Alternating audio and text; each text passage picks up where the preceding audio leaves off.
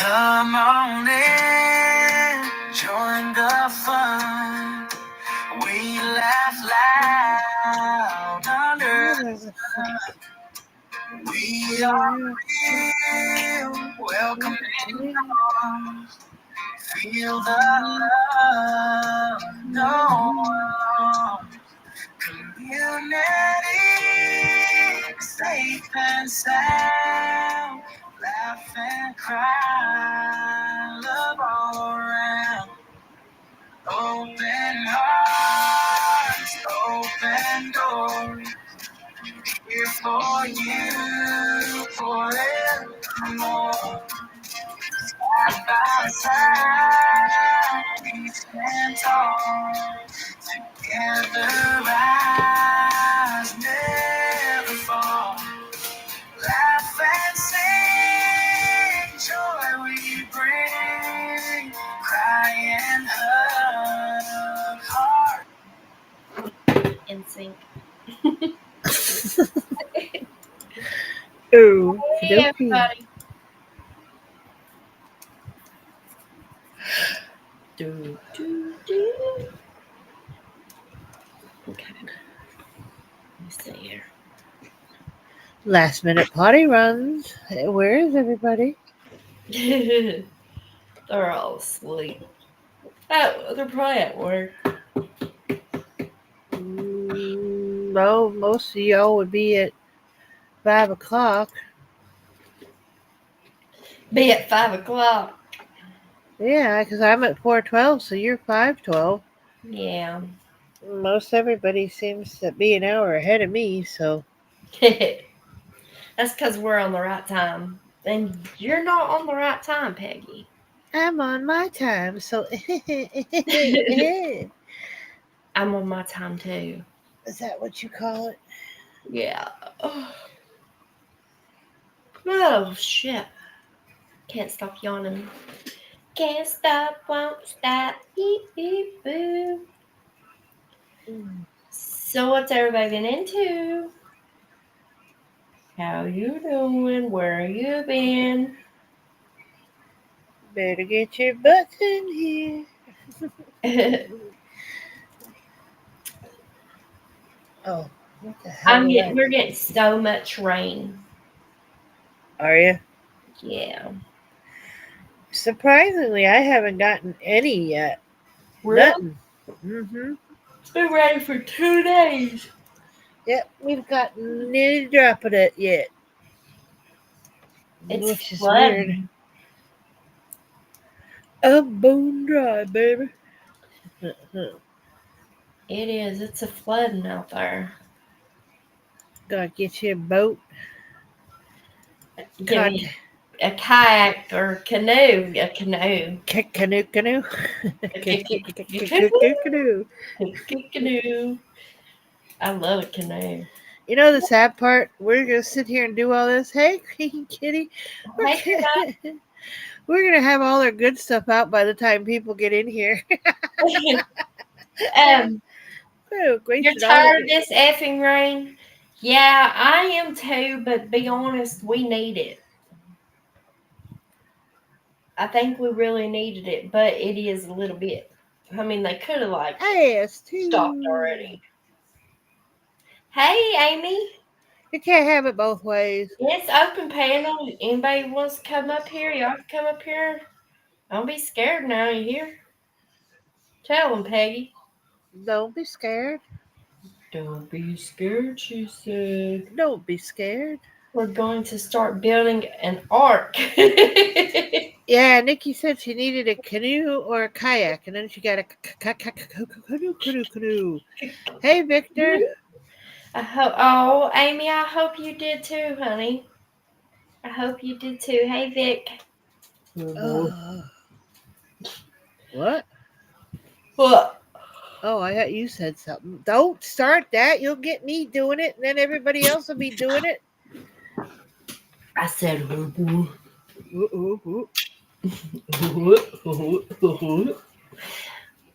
date night. Oh. Date night, comedy show night. I need a laugh or two. You know, I've never been to a comedy show. Me either. I bet I'd piss myself laughing. Well, you best get your depends on, girl. They don't want their seats wet. And Kitty, you gotta get some sleep.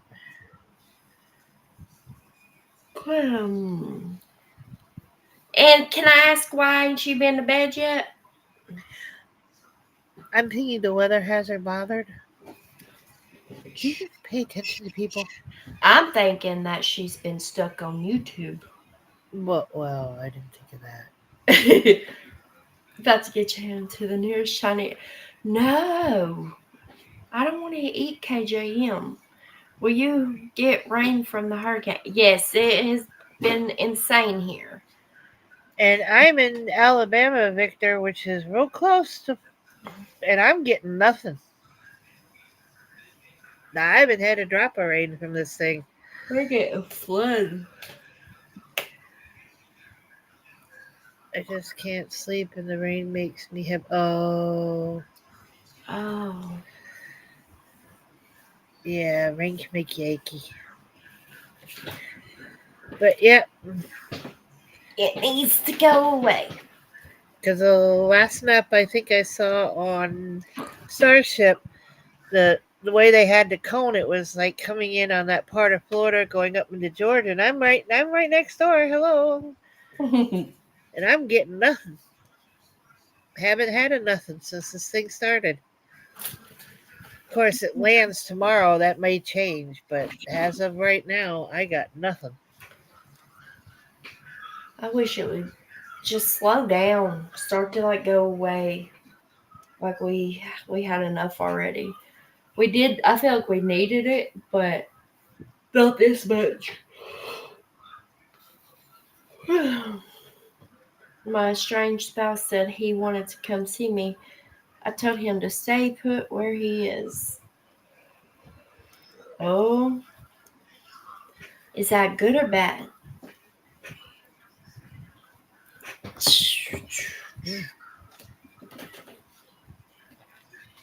Hit the road, Jack. Don't you come back no more, no more, no more, no more. The road, Jack. Don't you come back no more. Well, I think she told him that when he became the estranged spouse. Yeah, I would hope so.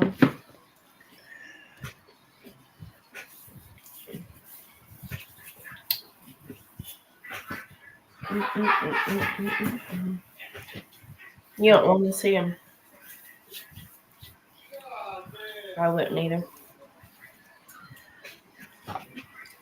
Kenny's going to come in with a wild story. He's laughing about something. So I said he's going to come in with some wild story here in a minute.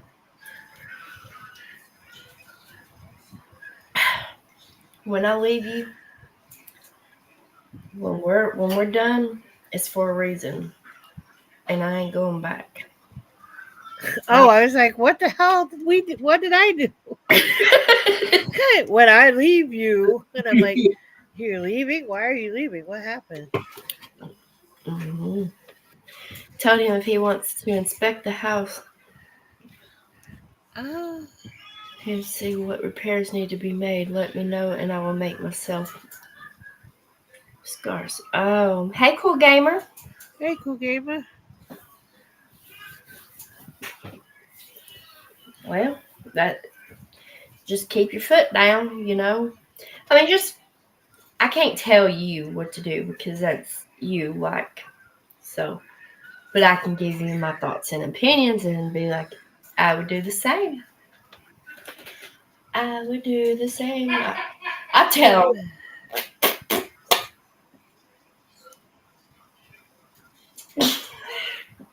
I wonder if that gets you demonetized doing that.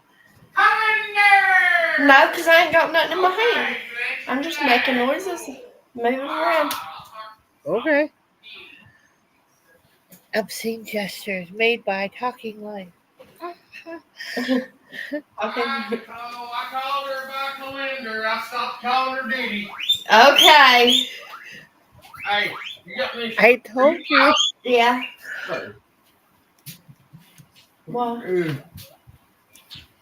you doing? Just Talking to all of us. Oh no!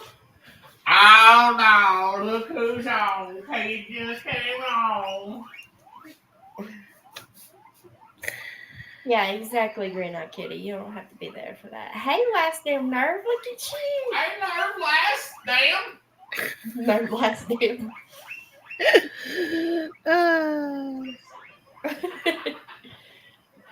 No, Olaf.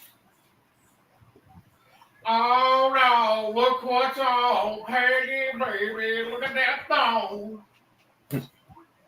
Oh, you looking at the wrong Peggy, because Peggy don't own no thong. Never have, never will. I don't need dental floss up my butt. Mm-mm. I'm coming, Um, Olofsky. I'm coming. I'm sorry, buddy. Mom started her love early.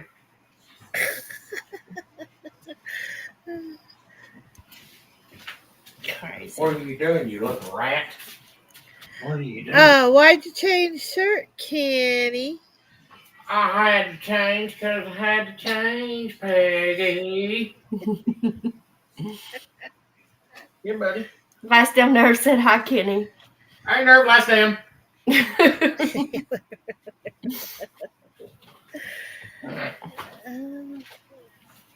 I didn't think it's funny you changed shirts before you fed the guinea pig. I think because he's got to go to the store. Oh, okay. Oh, hang on. I got a call coming. Oh, hey, you know what? I'll be right back. That's what everybody says about me.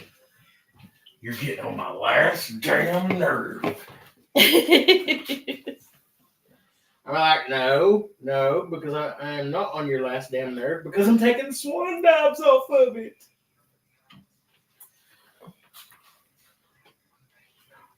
Go.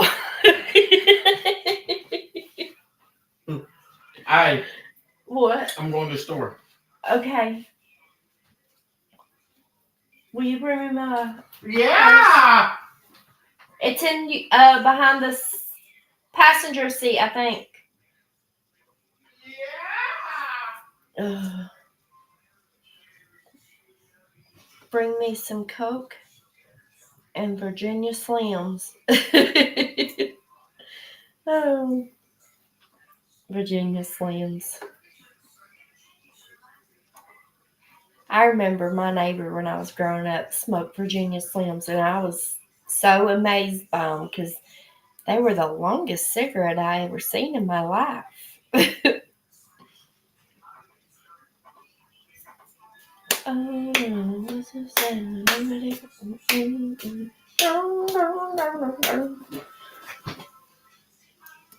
Nick, does Kenny talk in his sleep? No, I'm sure maybe in his head when he's sleeping. But he snores nonstop, so that's still vocal stuff coming out of him because it's like. Oh no! Look what's on, Peggy, in that thong. I'll settle for Pall Malls and RC Cola. I had to clean it off. You threw it on my hard hat. Oh, And as many times as that thing's hit the ground, it was pretty dirty. Purdy darty. Oh no, what's that sound? Never was going down. I like my version better.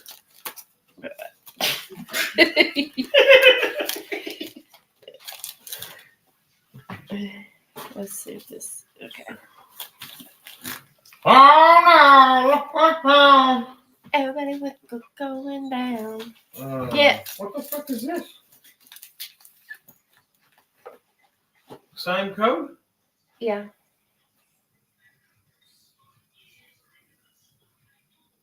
Why are you looking at me like that's my new card? Why are you looking? Why are you looking at me like that? Why are you looking at me like Why that? would you weird, dude? That's what I get. What are you talking about? You said it was. What are you going on about? Never mind. Really? I don't know. It's a backpack purse. That's so cute. It's easier. It's easier for me to. I told her when she went to go look for a purse. I said, "Why don't you get you one of them little backpack purses? Hell, it'd be harder for somebody to steal one of them off of you." Yeah. Because normally if like my regular purse. Sam, what in the hell? Yeah, he sleeps like. Leave him alone. He's airing out. Don't scare him. He's smiling at you. He's like, jeez. Sammy, God, if you ever bit me, son, I'd have to kill you. Look at them teeth. But I always buckle my purse in the buggy. Oh, Sammy. But now I don't have to take my purse off. I just keep it on. At least he don't yell and scare you awake. Laugh out loud. My hubby snores like a chainsaw.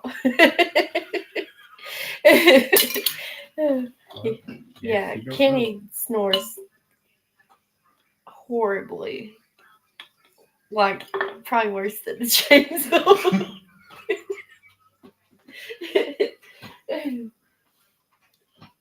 I had an authentic Louis Vuitton backpack purse. Gave it all. Louis Vuitton. Yeah, I like it though. Yeah.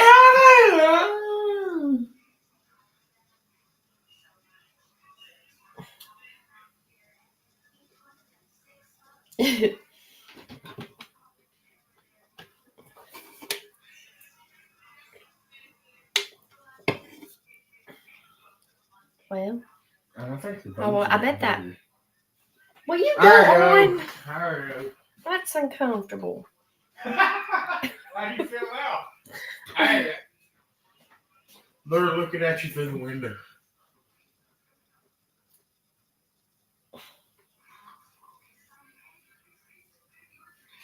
I don't get it. Leave the door open. Hey. What? See you. Huh? I see you. I see you too. You ain't scaring me. Sammy's gonna get your ass. What is Sammy gonna do? Get him, Sammy. Run up to him and ask for a back rub? That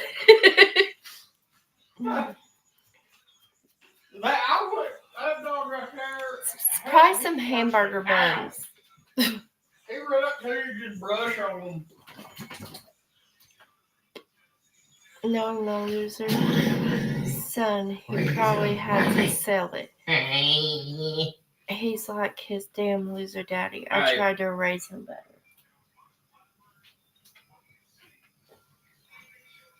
Hold on, I gotta.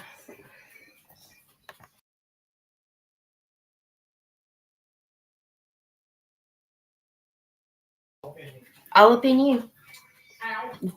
Alright, sorry, I had to tell him the code to my card. That's the first time he's seen that card. He was like, what the hell is this? That's my new pay card. My new pay card.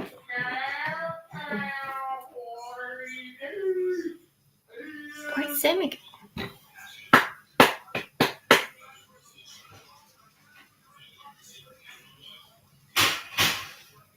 Sell it. He's like his damn loser daddy. I tried to raise him better. You know, not everybody's. He could still change, you know. There's still hope, right? I don't want to say. No, you're okay. Don't apologize. Don't apologize. It's okie dokie smoky okay. I'm just hanging out. I don't even know that's why I really haven't been going live. Well, besides being tired, I just don't know what the hell I'm gonna get on here and ramble about. But by the later it's getting, well, not later, because like 8 o'clock, I've been just ready to lay down. That kind of feeling. Just tired. Tired. But I do sleep. I mean, I'm up and down through the night. But Green Eyed Kitty, she's grumpy ass tired. I wonder how much I could get for. No, don't you do that. Don't you do that. Because let me tell you something. I shit you not. It was, let's see, 17 years ago. Damn, it's been that long. I'm getting old. 17 years ago, I went to another state and I was eating some of their Chinese food while I ordered some, and I found the biggest cat, like a big old cat claw in that. No. My pets, they're good. They're good. There's 2 in the living room and 1 right here. Well, 2 right here, actually. They're doing good. Sammy's cleaning herself like always. Dogs. I don't know. What are y'all getting into the rest of the day?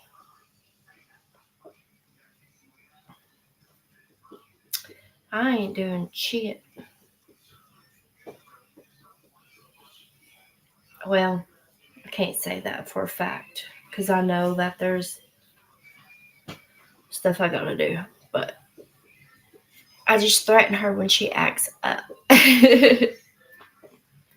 Need to get a new spray bottle. Oh, I heard that does work. I'm gonna turn my camera off. I feel weird today. I don't know why. I'll turn it back on in a minute. Watch.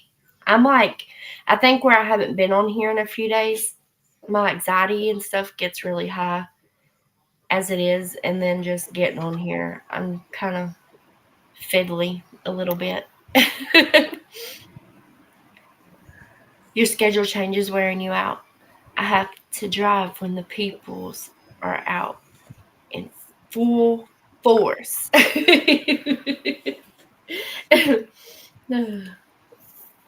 Hey, did I say hey, Mr. J? Hey, Mr. J.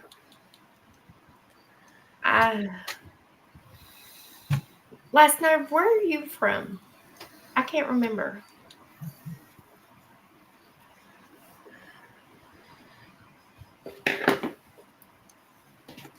I got 5 on. What do y'all think about that Diddy stuff?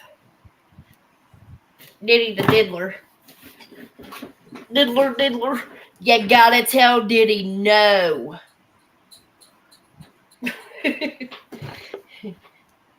Diddy asked you to come to one of his Diddy parties? You better tell him no. Well, I don't think there'll be any Diddy parties for a while. I know, that's just a saying that one of the people said. Because he told Diddy no.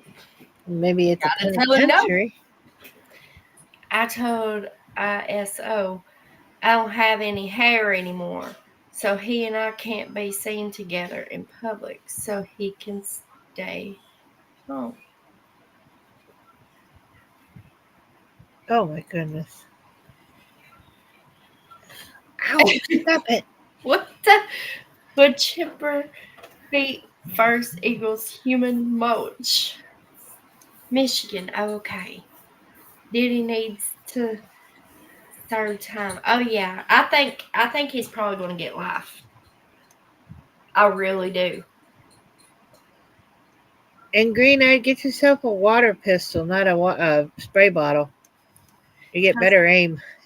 Those GUN ends alone is going to be a lot of time just for those, I think. Because he had the serial numbers were, Oh, what do you I call just it, have scraped off?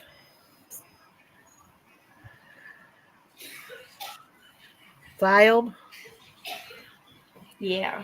off. Diddy's done toast. Yes. Listen, I have been deep diving into it, like hardcore. watching everything. Have y'all heard the book yet that allegedly his Kim Porter wrote before she passed? Nope. Listen, let me see if I can find it. I mean, I know it's on YouTube, but I want to read it to y'all. And I'm not the best reader, so I hope y'all don't get mad at me. Oh, I know somebody read it. It was a list of names, and I don't know if it's people that had been invited to parties, were at parties, are Yeah. witnesses for this thing or not. But boy, that thing read like a who's who. And Epstein's name was on Yeah. that list, by the way. That's why I thought about it. Yeah, I just get 1, 2, 3. Yeah, I think 1 pack will do. You can get a cheap bag of chips or something. Alright. Love you too. Bye. Okay.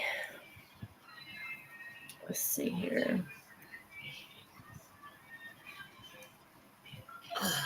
I'm gonna search for it.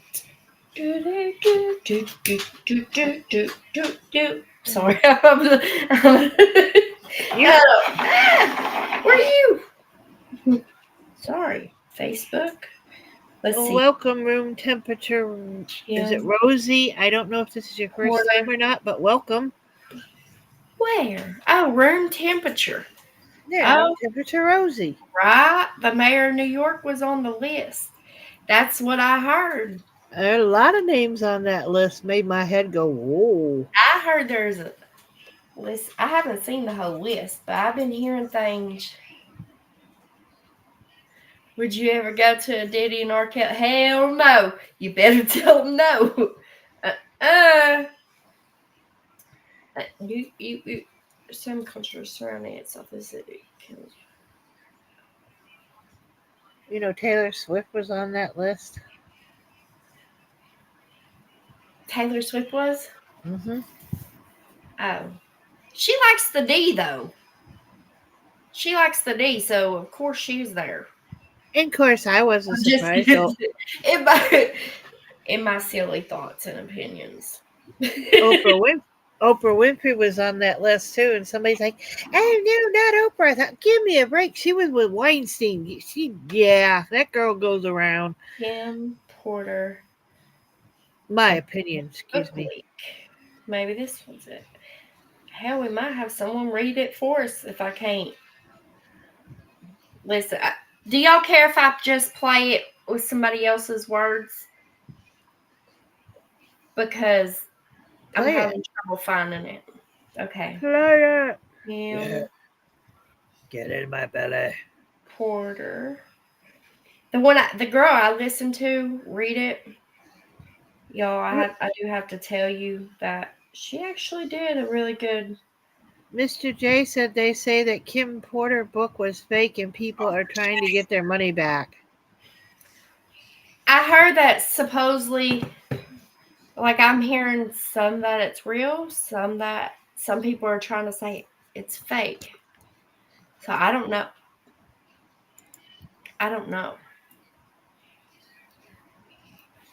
But yeah, they kicked me out of the circle. I don't know anything. Because, listen, wait till y'all. Just wait if y'all haven't heard this. Word on the street is this book is wild. It's off the chain. And this who I'm playing is seatbelt buckled and get ready to take this. Everything Black American. Well, it's at Black American, the YouTube channel. She reads it really good.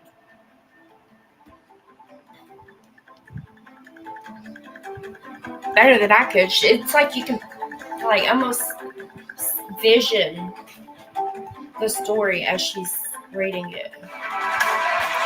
You want to do dishes? Okay. I need to do dishes too.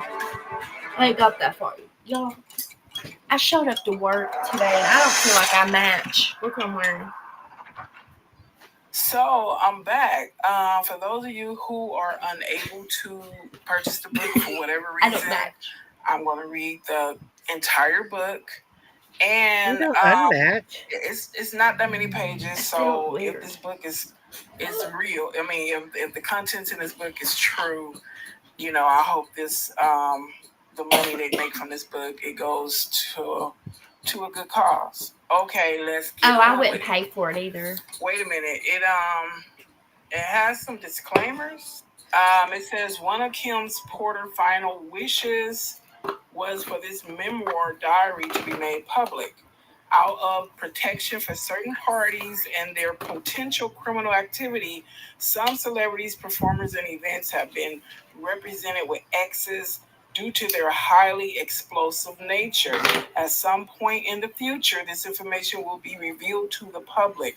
Regarding Kim's sudden death and the mysterious illnesses of Albie Shore and Jamie Foxx, evidence does exist Hey, what did that Daddy come over points for? to foul play and or poisoning. What did Daddy? God bless Kim Porter and all of Sean Combs' victims, both male and female.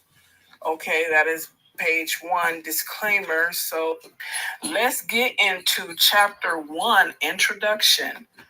Soon after high school, I started landing modeling jobs. I couldn't believe it. It was all happening so fast. I met my husband, father of my oldest child, and one of my oldest friends in life, I'll be sure. It was a whirlwind romance.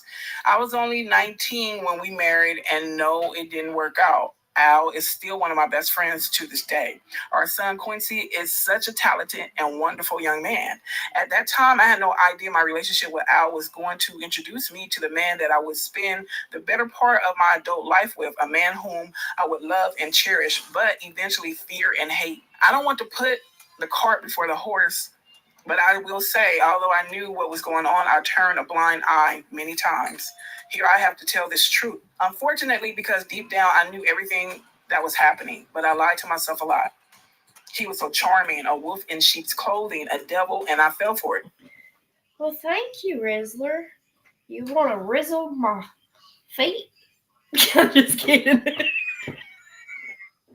Okay. This story must be told despite the fact it will hurt my children. I cannot hide it any longer. Sean Combs must be stopped. Chapter 2. Humble beginnings. I was born to loving parents, Jake Porter and Sarah L. Porter, in the peach state of Georgia. All through Columbus High School, when I graduated in 1988, I knew I was going to be famous. In the 10th grade, one of my best friends, Tina, said to me, "You won't make it here in Georgia." I knew if I really wanted to be famous, I would have to leave my hometown and my home, Georgia. That conversation was so important, so I look back now. It changed my life.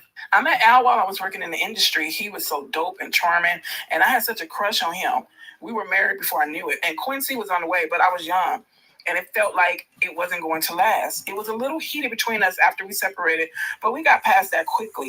He is just a super dope guy and an amazing father. Though we separated, we were forever bonded through Quincy. No, Thank you, Al. I will always love thank you. you. When I met Sean, he was cool. I didn't think much of him at the time. He was just another guy at the label. Uptown was huge, and we were all living our best life. But Sean continued to lay on the charm, and before I knew it, we were dating. As a young single mom at one of the hottest companies in the world, life couldn't get any better. Then it did. My boyfriend was getting even bigger. Sean does seem like the type that can charm you, like, man, he is so cool, until he lets the demons out. Let's continue. He and Clive would hang out a lot, but I didn't think anything of it. I mean, that was his boss, and he was doing things bigger than most men dare to even dream. I did a video talking about Clive and the other men that mentored Diddy, and you guys should check it out. I think I'm gonna put it in the description of this video. Then it happened. I mean, okay, I was a little bit of a freak. I really enjoyed myself with my partner. And toys are one thing, but I never imagined having a man I was dating asking me to use a toy on him. The first time he said he just wanted to experiment, try something new, I was grossed out, but he kept begging. He said it would only be this one time, and he was just curious. I was only 20 at the time. I said, what the hell? I hated it. He bled from it, and there was ish on it. I left him alone after that. Chapter 3, Second Chances. Sean kept reaching out and I kept ignoring his calls. Eventually, in a few weeks, we ran into each other at an event. He came over and sat next to me. We were cordial. He flattered me, saying, "You look so amazing." I replied with a simple, "Thanks, Sean." I tried to get up and leave, but he pulled my arm. As I turned to him, he looked deep into my eyes and said, "Look, what happened between us was weird, but I really care about you. Can we?" He paused, and I tried to use this as an attempt to escape. I pulled my hand back and said, "Sorry, Sean, I have to go. Please, I think I'm falling in love with you. Can we talk?"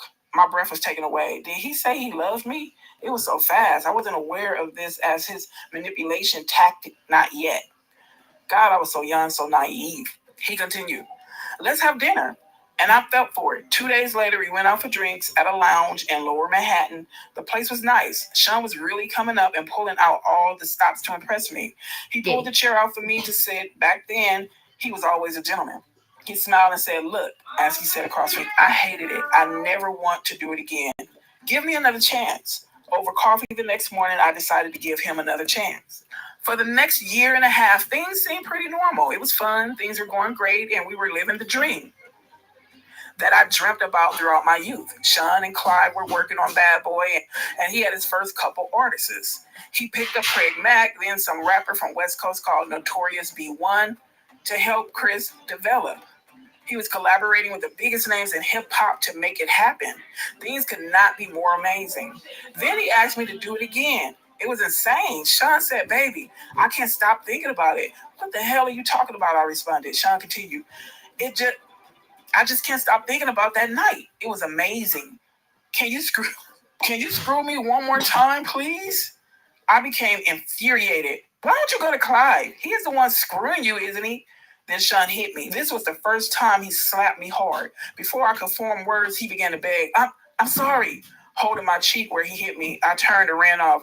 That should have been it, but I guess I'm a glutton for punishment. He sent flowers and a bunch of expensive gifts. Then we bumped into each other at another industry event. He sat down next to me. This was deja vu. Sean started, "Imagine running into you here." "Get the F away from me," I forced out. He became more serious as he said, "Look, baby, I'm sorry." But I just glared at him. "There is nothing you can ever say to me, nothing."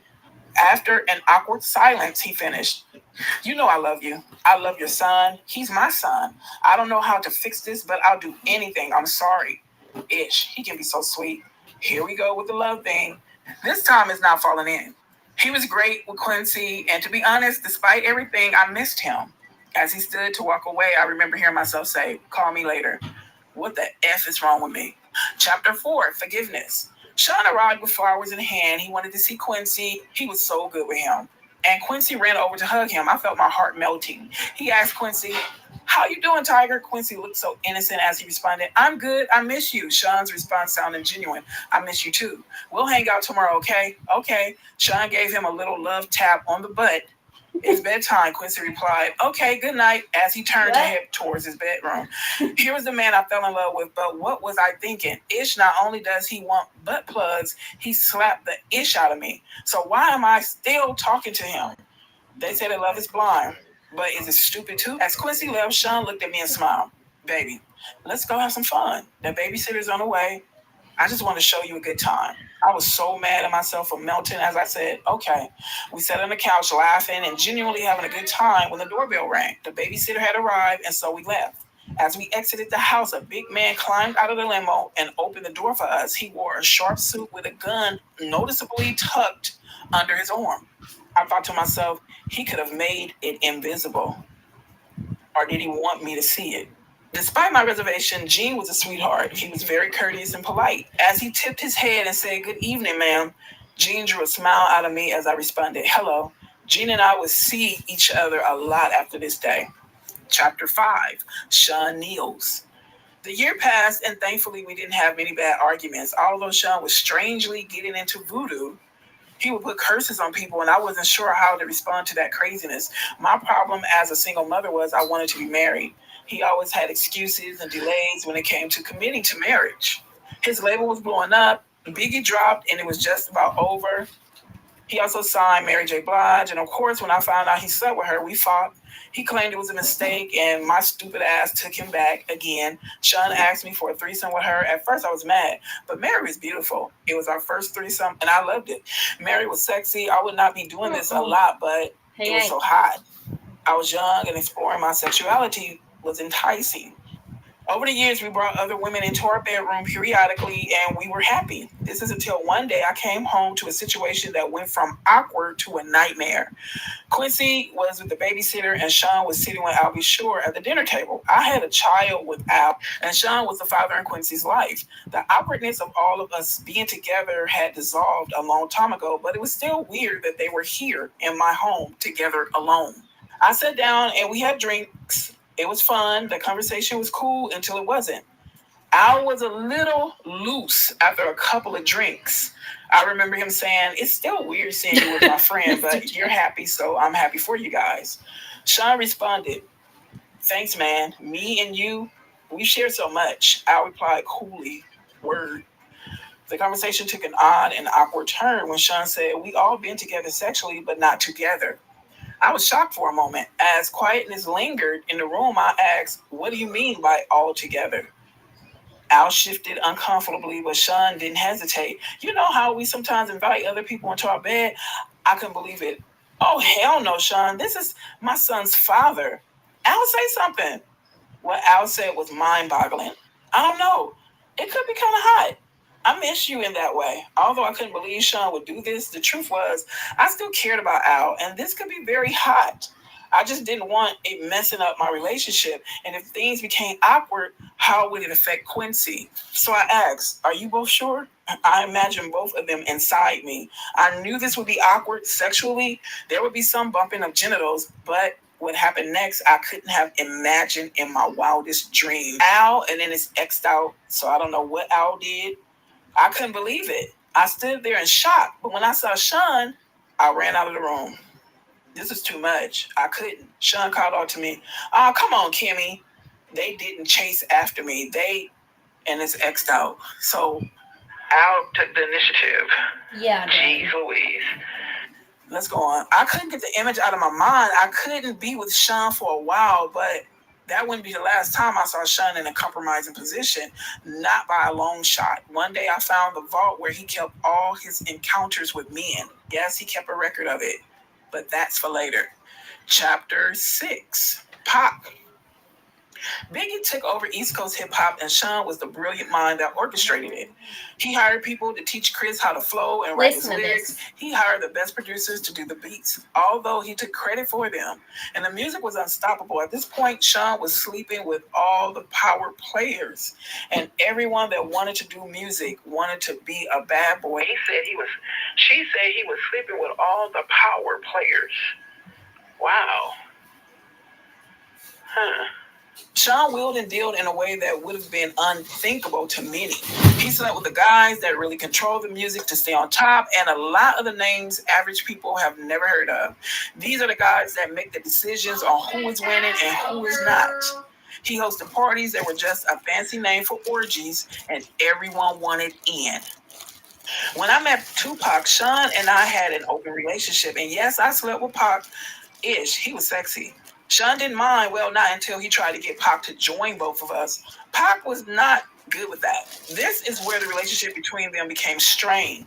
Tupac wasn't going to accept Sean's advances. Pac wasn't gay, and he was pissed about the advances. We were all in Sean's house. I was drinking, they were smoking, and everyone was just relaxing. Sean came in on what I am sure he would call a smooth approach.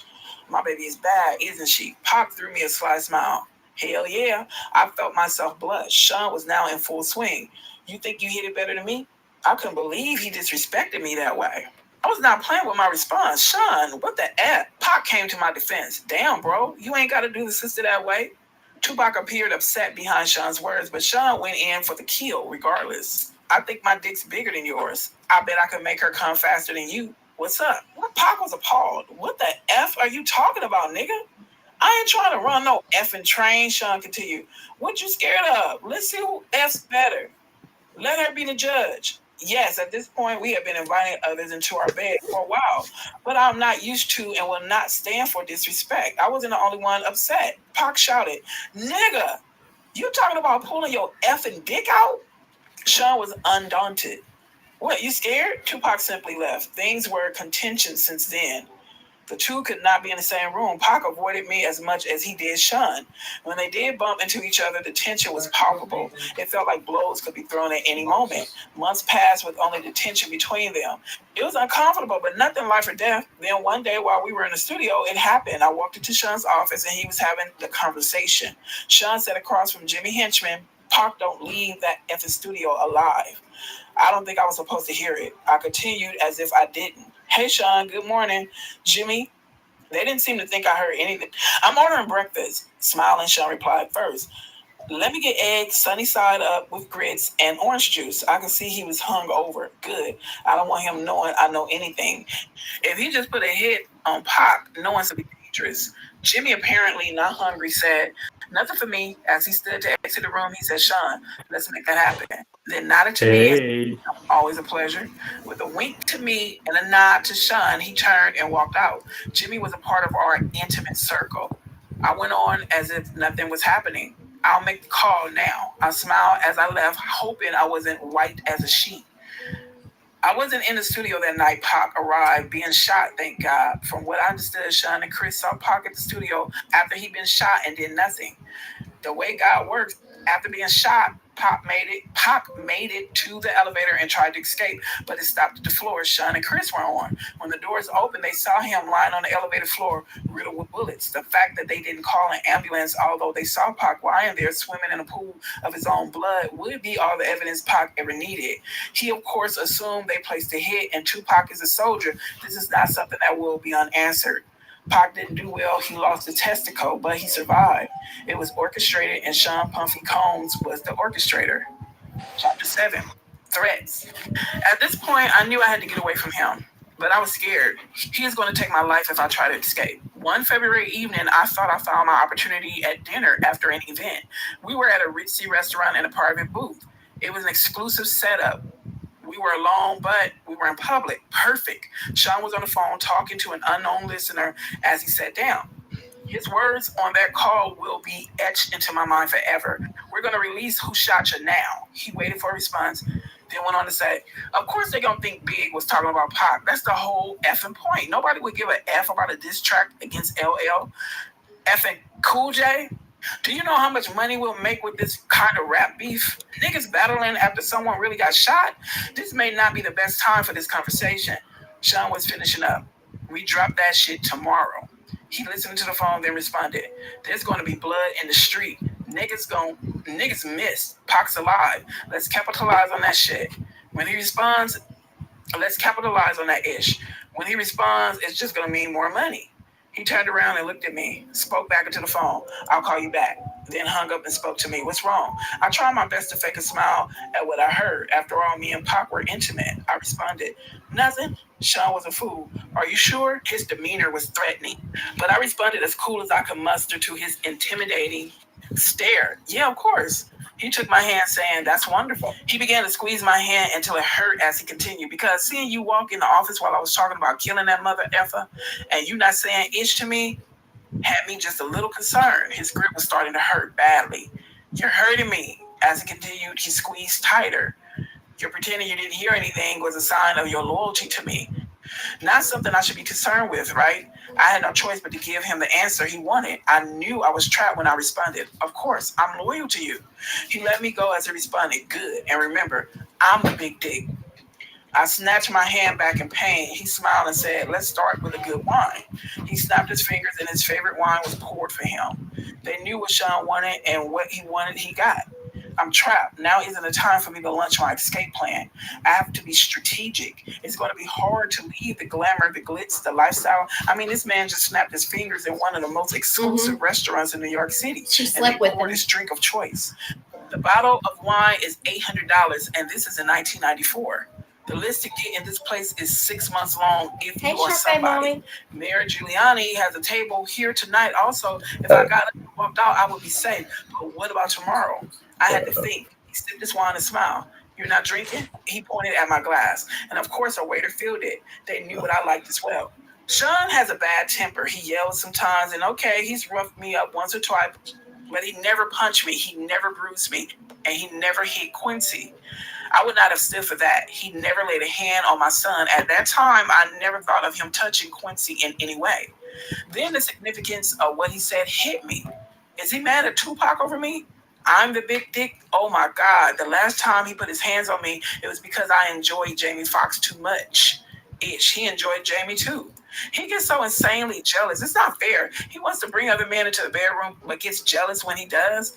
Damn, you're quiet tonight, he said, snapping me back into the presence. I asked a question that was burning in my mind since I walked into that office. What does Chris think of this?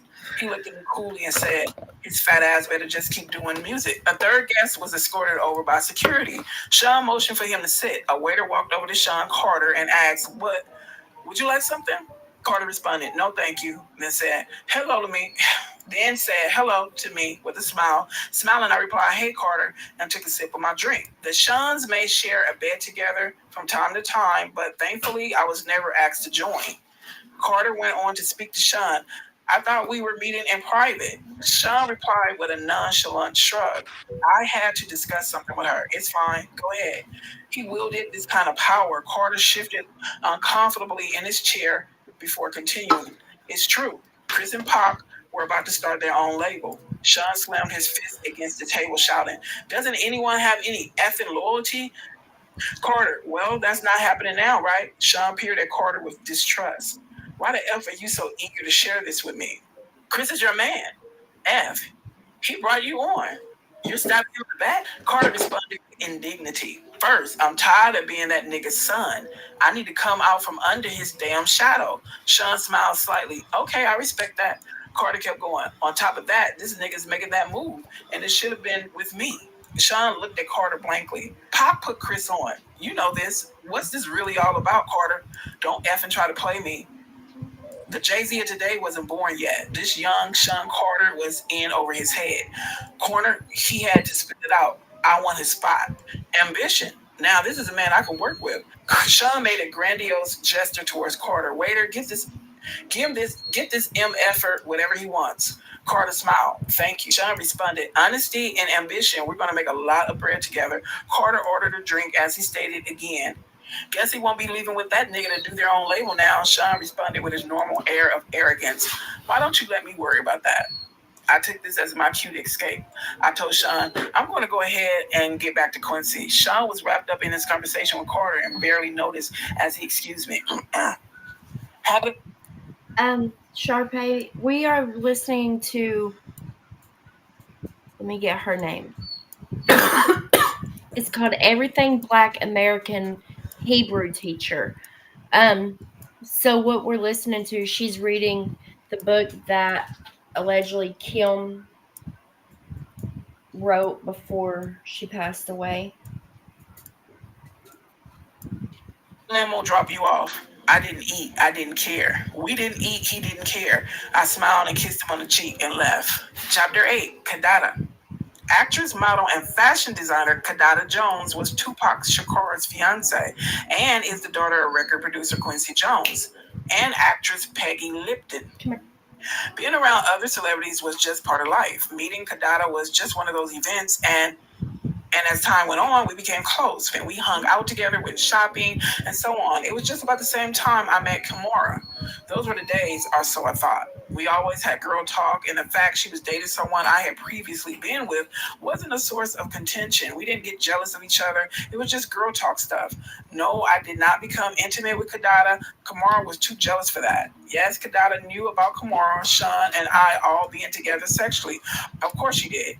We shared that kind of thing. We were open and honest with each other about almost everything. A true friendship, except I couldn't be open and honest about everything. Not anymore. Sean made sure of that. Kadada and Pac were the greatest.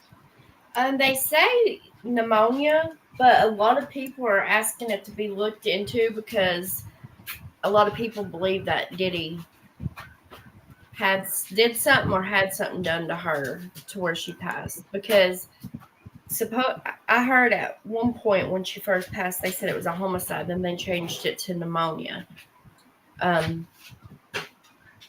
and in this book that she wrote, you'll hear a lot of things like people Diddy like I don't know if you would call it connected to, but they would also like when something he didn't like, whatever, they would like, die from pneumonia somehow or however. So it's insane. Like the things I heard through this book, I was what the Couple. He was always so cool and yes, sexy. She was so beautiful. and do not ever make the mistake I did and look up on YouTube Diddy and Meek Mill's leaked audio because I thought never.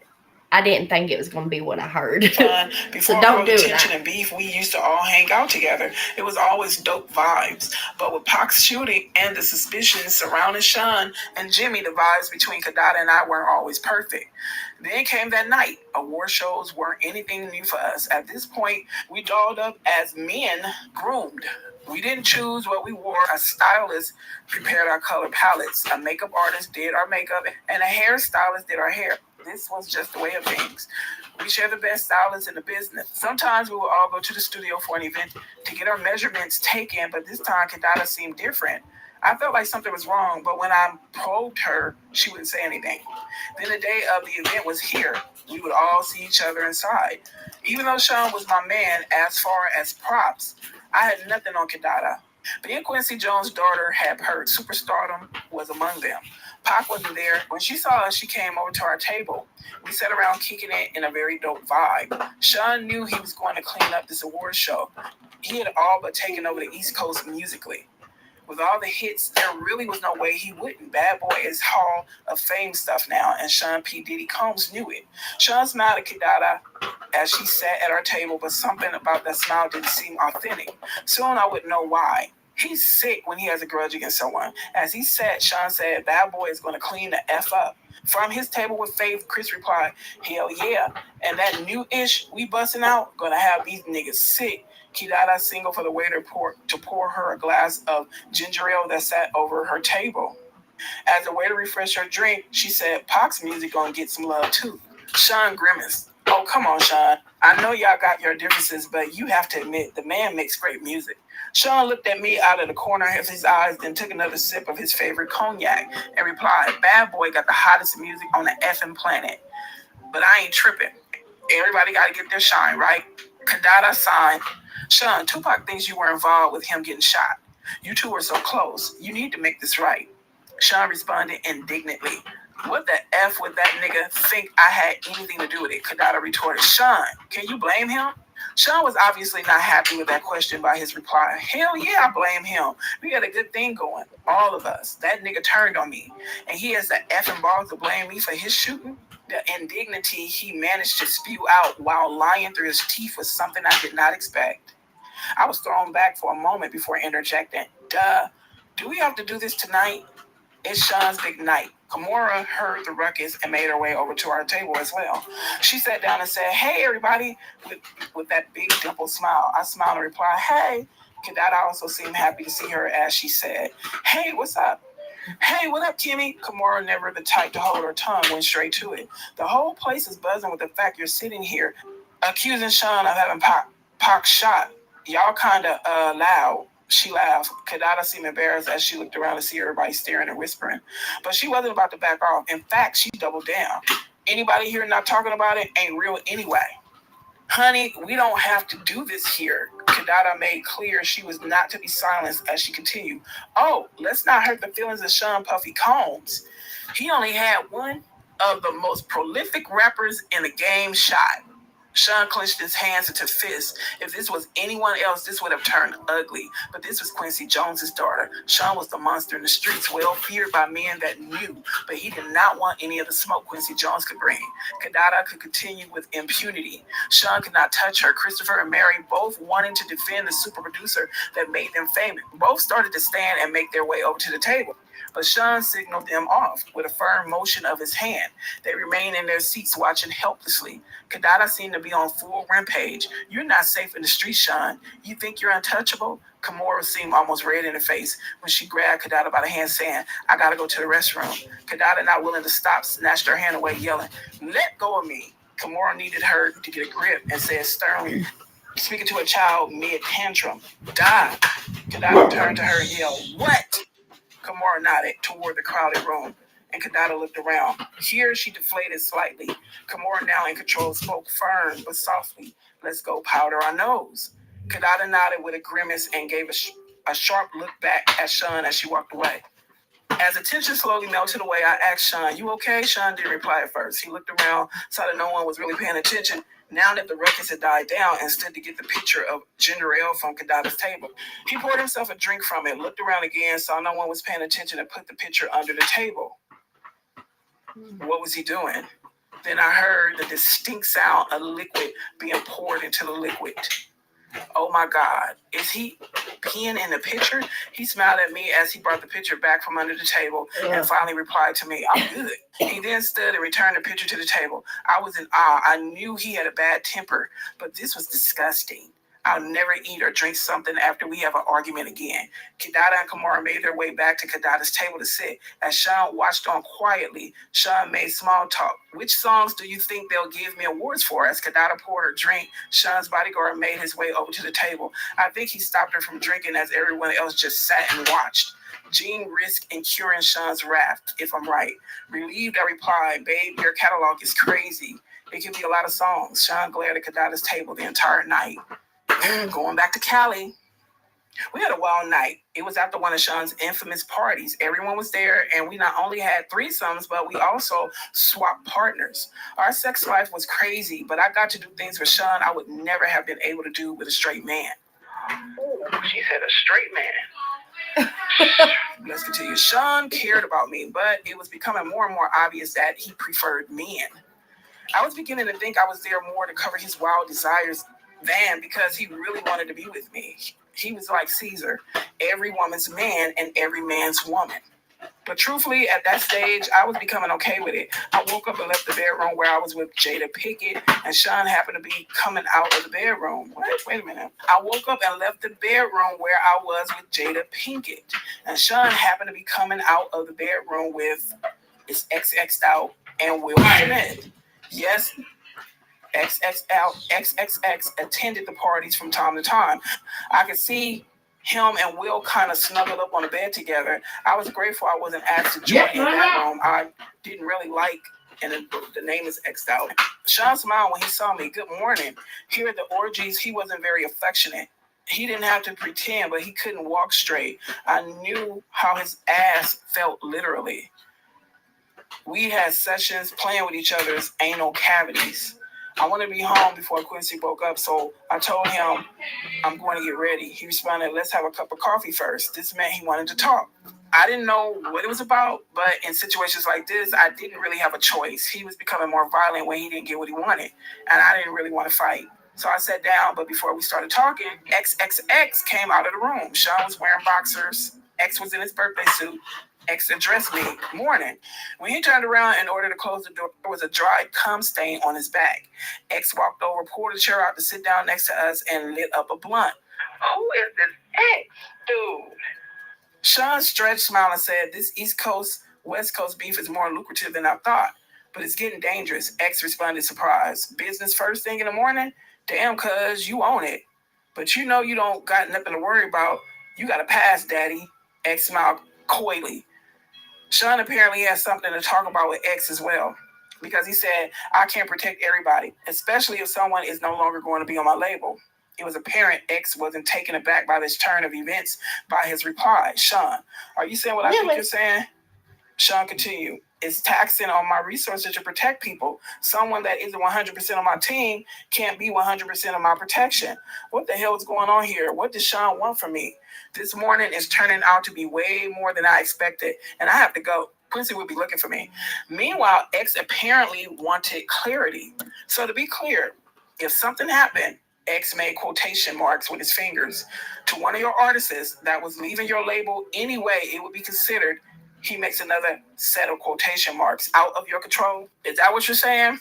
Wait a minute. Can they be talking about Biggie? Is Sean saying he won't protect Biggie? At this point, I was too young, too naive, too hungover to understand that this was not a lack of protection. This was a hit. Where did this come from this morning? But an older, wiser me understands now what I did not comprehend all these years ago. Sean was just getting to the real reason that he had X there. The world was about to lose Biggie. X laughed. You a cold mother effer. Sean said, why the F should I protect someone that isn't going to stick around? I made him. That nigga should be worshiping the ground I effing walk on.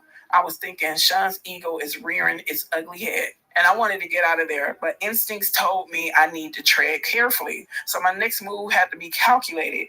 I don't really want any part of this, not even implicitly, but I was just dragged right into the middle of it. If what was happening here ever comes out, will I be held as an accomplice? But even as those thoughts crossed my mind, I couldn't just pretend this was okay. So I said, but Sean, he hasn't left yet.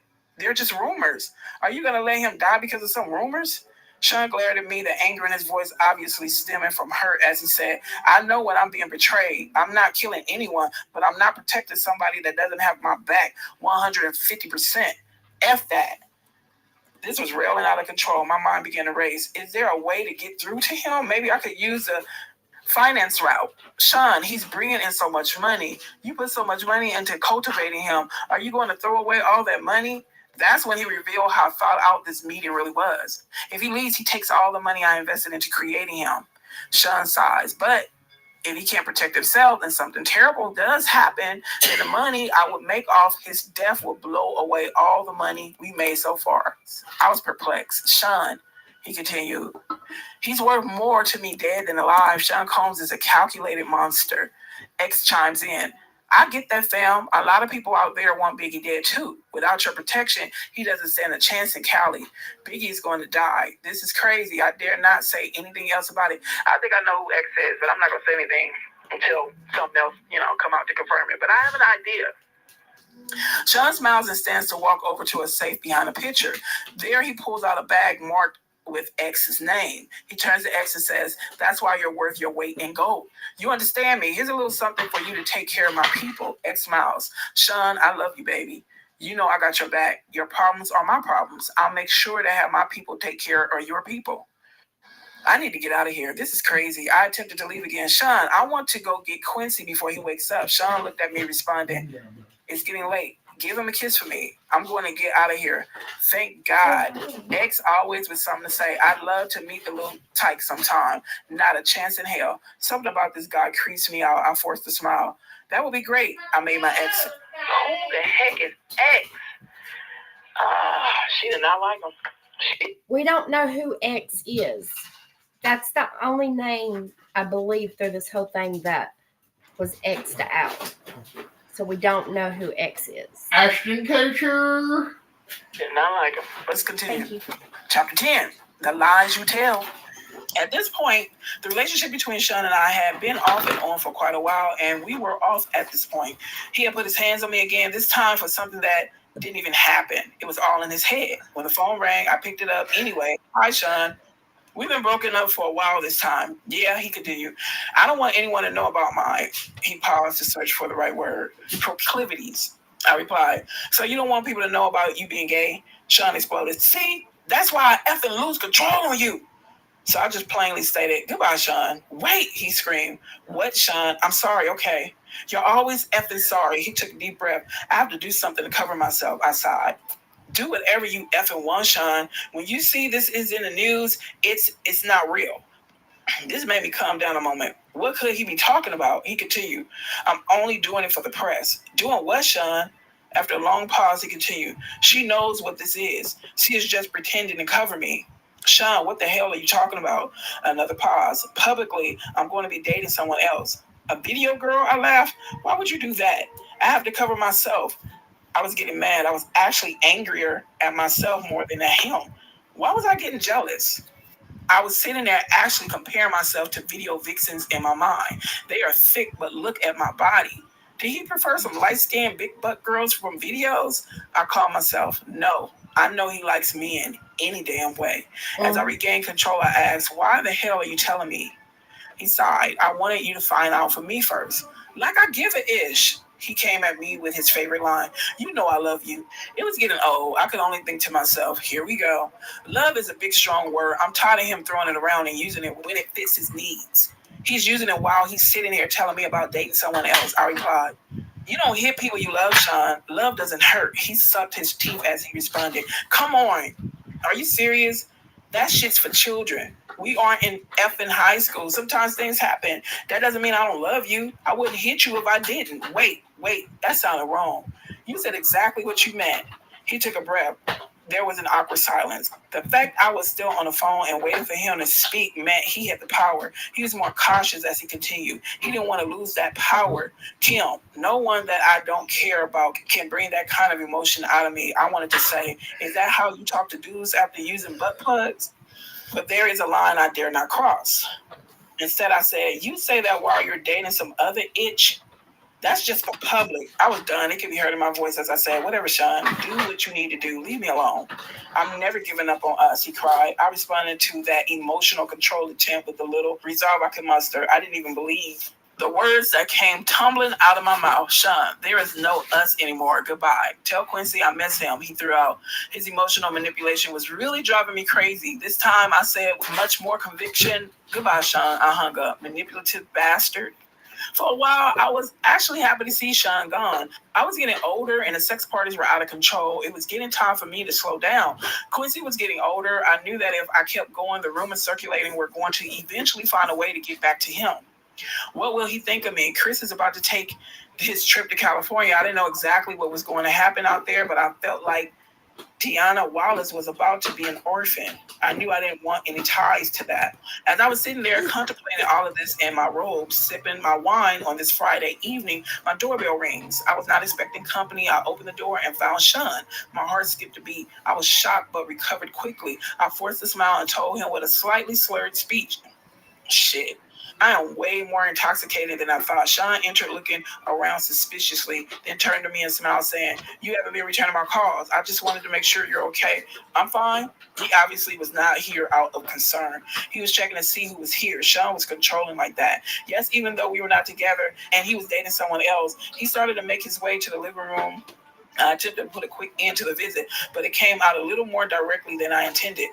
So, since you can see I'm fine, you can let me go to bed now. Part of me wanted him to stay. As he entered the living room, I was forced to follow. Sean was very direct with his next inquiry. Is someone else waiting for you? No, but Sean, we're not together. Yeah, I understand, Carl. You're Not dating someone everyone's else, the and I same. can F whoever I choose. With this, Sean became irate. He fiercely slammed me to the ground. Then he pulled out a 22 and set it on the end table. He turned to me calmly. I was scared. My voice quivered as I pleaded to him. Sean, please stop. Quincy is here. How did we get here? How did we get to the point that he was in my living room threatening me with a gun? He knelt on one knee and got right in my face to say, you're mine. You don't have a choice in that now. I can't live without you. He stood up, composing himself. I was terrified as I whimpered, Sean, that's not love. Sean picked up his gun and cocked it. He looked at me almost thoughtfully and asked, have you ever heard, if I can't have you, no one can? Sean, please don't. Please, Quincy will hear. Sean smiled and put the gun away, saying, oh, this is just for dramatic effect. I would never shoot you. If I was going to kill you, no one would trace it to me. You know how many people I've had to take care of over the years? It would be quiet. Something in your food or drink. Oh, my God. Something in your food or drink. Something that will never get back to me. I wouldn't shoot you. Do you understand? I could only nod, tears flowing down my cheeks. He looked at me thoughtfully. As he reached down to help me up, I could do nothing but agree. He's a terrifying monster. Now he wanted to smooth it over, and I had to go along with it. What else could I do? Listen, baby, I don't ever want to hurt you. You know I really love you, or I would have moved on. Thinking about living my life without you is just too hard. If someone ever tried to hurt you, I would kill them. My back hurt from where I hit it on the table when he shoved me. All I could do as he held me up was nod that I understood through my streaming tears, which he wiped. He looked toward Quincy's room. Let me say goodbye. No, Sean, please. Thinking quickly, he has to get up in the morning. Sean looked at me with an unreadable look. He was studying me. Okay, I'm going to go. Nervously, I walked into the front door. This is over, thank God. He kissed me. I didn't want him touching me, but I couldn't refuse. Kiss Quincy for me. I tried to keep my composure as I replied, sure, Sean. He opened the door to leave. The bodyguard that was waiting outside escorted him to the car. This was far worse than I realized. Why would he need a bodyguard at my front door? How was he anticipating this go? After I shut the door, I had another drink. For tonight, the nightmare was over. I sipped on my wine and cried. The next few days, he sent dozens of flowers. He brought Quincy expensive toys. He didn't want me. He wanted me to keep his secret. I'm trapped. He has the authorities under his thumb. I can't go to them. This is like a gangster movie. How high up does his power go? How far is his reach? The FBI, the CIA? Who is not corrupted or who won't be silenced by their upper chain of command? Can anyone help me and my child? He found his way back to my bed. I had no choice. Chapter 12, A Mama's Love. The calamity that ensued between the death of Biggie shook the East Coast. It rocked me as well. Sean could have stopped it.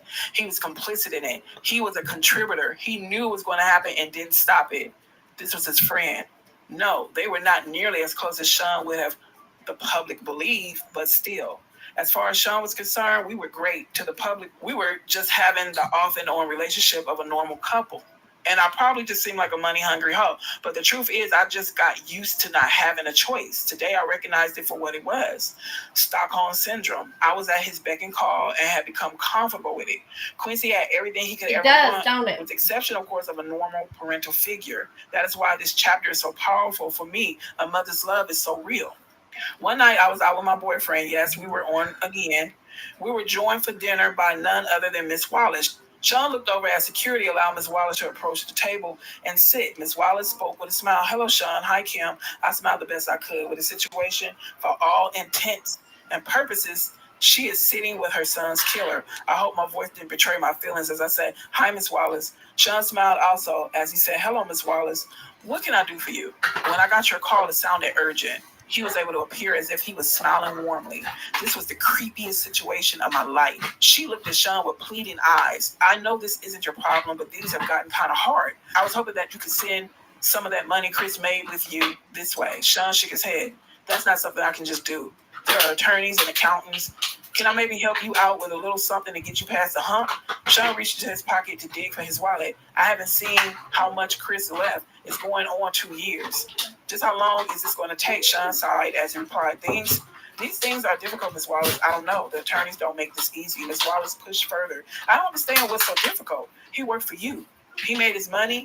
Where is it? Sean shook his head as if saddened by what he was saying as he continued. It's not like I can just give you his money. You're entitled to certain amounts, and they're just trying to figure out what that amount is. I don't mean to sound cruel, but it would be fair to me to just give you tons of money. You got rich off my son, and now you're keeping all of his money? Sean kept his cool as a reply. I'm afraid business isn't that cut and dry, Miss Wallace. I pay for publishing, publicity. I mean, in all actuality, if I want to be straightforward, Miss Wallace, Chris probably owed me money.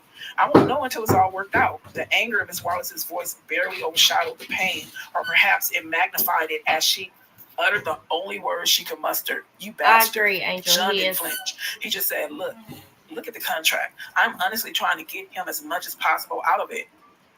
But I have investors. I can't just take money that doesn't belong to him and start giving it away. Miss Wallace exploded in response. You know good and well Chris didn't owe you a damned thing. Sean stared her straight in the eye unwaveringly and said he would have started making a profit after a few years. His money until his album sales, paid for studio time, music, videos, publishing, and marketing would have come from doing shows. I'm sorry he isn't here to make that money. I miss him. Her response was deadpan. Did you kill my son? Momentarily, Sean was stung into silence. She asked him again, her voice quivering. Did you? He started, Miss Wallace. She would not be redirected. Answer the question. I was not used to seeing Sean on the defensive. No, of course not. She looked at him with spite, the anger in her voice enough to send shivers up my spine as she replied with a menace only a mother can. I don't believe you, Sean. Sean looked at her with a sadness that I knew in my soul to be fake. Although looking at him without context, anyone would believe him as he replied, I'm sorry to hear that. Today I know he was able to muster that false sincerity because he's a sociopath. Back then, I thought it was compassion. With no more words, Miss Wallace stood up and left. Sean watched her exit with disbelief, not knowing what to do. I placed my order. Dinner that night was long and silent. I feared for Miss Wallace's life. Sean is most dangerous when he feels threatened. It's like he has an animal mentality. Let's go on. No, she could not physically threaten him, but this threat was very real. If she goes public with her accusations, Sean's image will be damaged. I have felt for myself the extents he will go for in order to protect that image. Chapter 13, have some faith. The fact of the matter is, Sean was a complete Control freak. He was absolutely the worst. But of all the things he did for Control, this might have been one of the most despicable ones. We were in the bad boy office one evening, sitting in the lounge area enjoying a meal. Sean was smoking one of those big cigars when Faith entered and sat down with us. She seemed relaxed as she said, "Hey guys," as I smiled. I never had any bad vibe from the marvelous Faith Evans. We never talked about the wild time the three of us shared at one of Sean's parties. I gave her a hug. "Hey girl, what's up?" Sean smiled and asked, "Hey, what brings you out?" She addressed Sean saying, "Look, when you asked me to hook up with Chris, I understood you needed to control him. I felt honored that you would choose me to monitor one of your most valuable assets. Chris is sweet," Sean laughed and said. "Honestly, I knew you would be good. Make the big man feel loved." I don't feel good about all this, Sean. Sean got that look in his eyes he gets before he blows his top. Faith saw it also. She treaded carefully. "Sean, you know I'm as loyal as they come." Sean leaned forward, unintentionally threatening, and said in a low tone, "Yeah. But Sean, Chris and I had a child together." Sean leaned back. He let out a deep breath. "I'm going to take care of you. You're not like Chris. You're loyal." Faith had a tear in her eye as she responded, "He didn't have to die. This is getting very touchy. Did she know? Did she suspect? Was this her trying to find out if Sean intentionally killed Biggie?" I wanted to ask, but of course there was no way of doing that. This is so crazy. Sean sighed and replied, "He didn't. Don't get me wrong. I miss him, but he was leaving me anyway. No one cares about my pain." Classic narcissistic Sean. It's all about him. I was sickened for a moment, but his next sentence made me feel for him anyway. I wanted to share all this with him. He was my man. Faith couldn't hide the anger that flared in her eyes, but she knew who she was talking to. She was careful as she spoke. "Sean, you have friends you share things with." Sean sat forward again, and this time with malicious intention as he queried, "What the F is that supposed to mean?" "Chris had no one, only you." Sean lost it. "That fat F and that other piece of ish I had, you F?" I interjected while in shock. "You had her F Pac?" Sean glared at me as he answered, "Yes, F and Pac. Those mother effers were going to try to start their own label and compete with me. Me. After all I did for that fat F, nah, I wasn't using resources to protect that mother effer. No effing way." As Faith started to cry, Sean looked at her and softened slightly. He spoke a little calmer. "Look, I didn't hate him. I was hurt. But I didn't hate him. I'll make sure you and CJ are taken care of." Without word, Faith got up to leave. As she turned, Sean spoke softly, "Faith." She ignored him. He called her again, "Faith." She exited quietly. Sean just looked at me and said, "Damn." I really didn't know what to say. Sean just told Faith that he wouldn't protect her husband because he was going to leave Bad Boy. From a business perspective, I didn't disagree with Sean there. If you're leaving and creating competition for him, why would he spend resources on you? So I hugged Sean, but I also knew he didn't have to send Chris to California. I wondered if he realized that he sentenced him to death. He hugged me back with tears in his eyes and asked, "How the F am I the bad guy, huh? I effing do nothing but bust my ass to make everyone live comfortably, and I'm supposed to just let niggas walk all over me?" As I held him in a comforting embrace, I replied, "No, baby." He took me right there on the couch. Like I said, Stockholm Syndrome. Chapter 14, I was Sean. This particular evening, I was at Sean's house. Quincy was staying with a friend. It was a long time for Sean and I until the doorbell rang. Sean got up to answer it. I heard a woman yelling and quickly realized that it was Jennifer Lopez, or better known to the world as J-Lo. "Sean, what the F?" Sean responded calmly, "Relax, baby. Why the hell did you have to start shooting? Isn't that what we have bodyguards for?" Normally, when these kinds of situations arise, I remain quiet and just listen. I play my position, you could say, but I wasn't paying attention to the news for the last day or so. And even though it would be the only thing anyone would talk to me about for months, no one had spoken to me about it yet. So I entered the foyer asking, "What's going on?" Jennifer exploded at me. "What's going on? What's going on? This nigga shot up the damn club." My jaw dropped looking back and forth between the two. Sean spoke soothingly. "Jen, you gotta calm down." Jennifer was having none of it. She continued, calm down. You shot a bunch of innocent people, Sean." Sean placed his hand on her forearm. "It's a bonding technique. He was shrewd in handling her. He does this to me too. Even if you know what's happening, it works. It's an intimate contact without being personal." He was aiming to disarm her. This did not seem to immediately sway Jennifer as she continued. "Why in the hell do you think Biggie's replacement will take the fall for you?" "Biggie's replacement? Wait, could she be talking about?" I had to know. "Are you talking about Shine?" Jennifer didn't even look at me and she responded, "Yes, effing Shine." Sean continued a calm and even voice. "Relax, the situation is under control." Jennifer was not coming down. She went on, "They contacted my attorney for my statement, and there are a lot of witnesses, Sean. There's no way you're going to get away with this." Sean's arrogance can be immeasurable at times. He laughed as he asked, "You doubting me?" I couldn't believe it. I had to know, "Sean, What could you offer him that would make him do a bid for you? Like, what the F? Jennifer also remarked, and what if he falters halfway through his sentence and starts talking? Sean responded as calmly as ever, he won't do that. People in jail don't cross-connected people on the outside. Jennifer looked deflated. So, you'll kill him too? How much does she know? Look, I'm not going to threaten anyone. Sean is smart and loyal. He knows how it works. And when he gets out, he'll be well taken care of. Jennifer spoke defiantly. Sean, they want to question me. I'm not perjuring myself. I am not going to jail over this. Sean seemed so in control. I admired him for it at this point. But my spirit was broken. I felt bad for Jennifer. She catches one bad break after another. And this was a really bad break. Sean spoke with confidence. Relax. Come in and have a drink. Have your lawyers call me. You'll never see the witness stand. I promise. Jennifer wasn't so sure. She asked him, how can you possibly know that? Sean smiled as he replied, between Sean's confession and the witnesses that gave their accounts, the cops won't need much else. The statement from your lawyer will be fine. Jennifer's next concern popped up. She explained, my attorney, Sean, he's good, but he won't do this. Beaming with confidence the way only a man with his network can, Sean responded, sure he will. Jennifer shook her head defiantly as she responded, Sean, you don't know him. Sean's unbreakable confidence was ruling the day. Jennifer was giving in as he told her with a smile, I got this. Sean, are you sure? Sean gave a wink. My attorneys handle situations. Give him my number too. Jennifer seemed weary as she asked, you're not going to threaten my attorney? Sean laughed as he replied, no, of course not. Money talks, baby. He turned to me and said, take her inside and pour her a drink. I have a question of my own. But you were going to make Sean the label's go-to man. What are you going to do now? Sean looked disappointed as he responded. He had the voice, but his flow, he signed. Well, artists with his talent are a dime a dozen. Looking at Jen, he continued.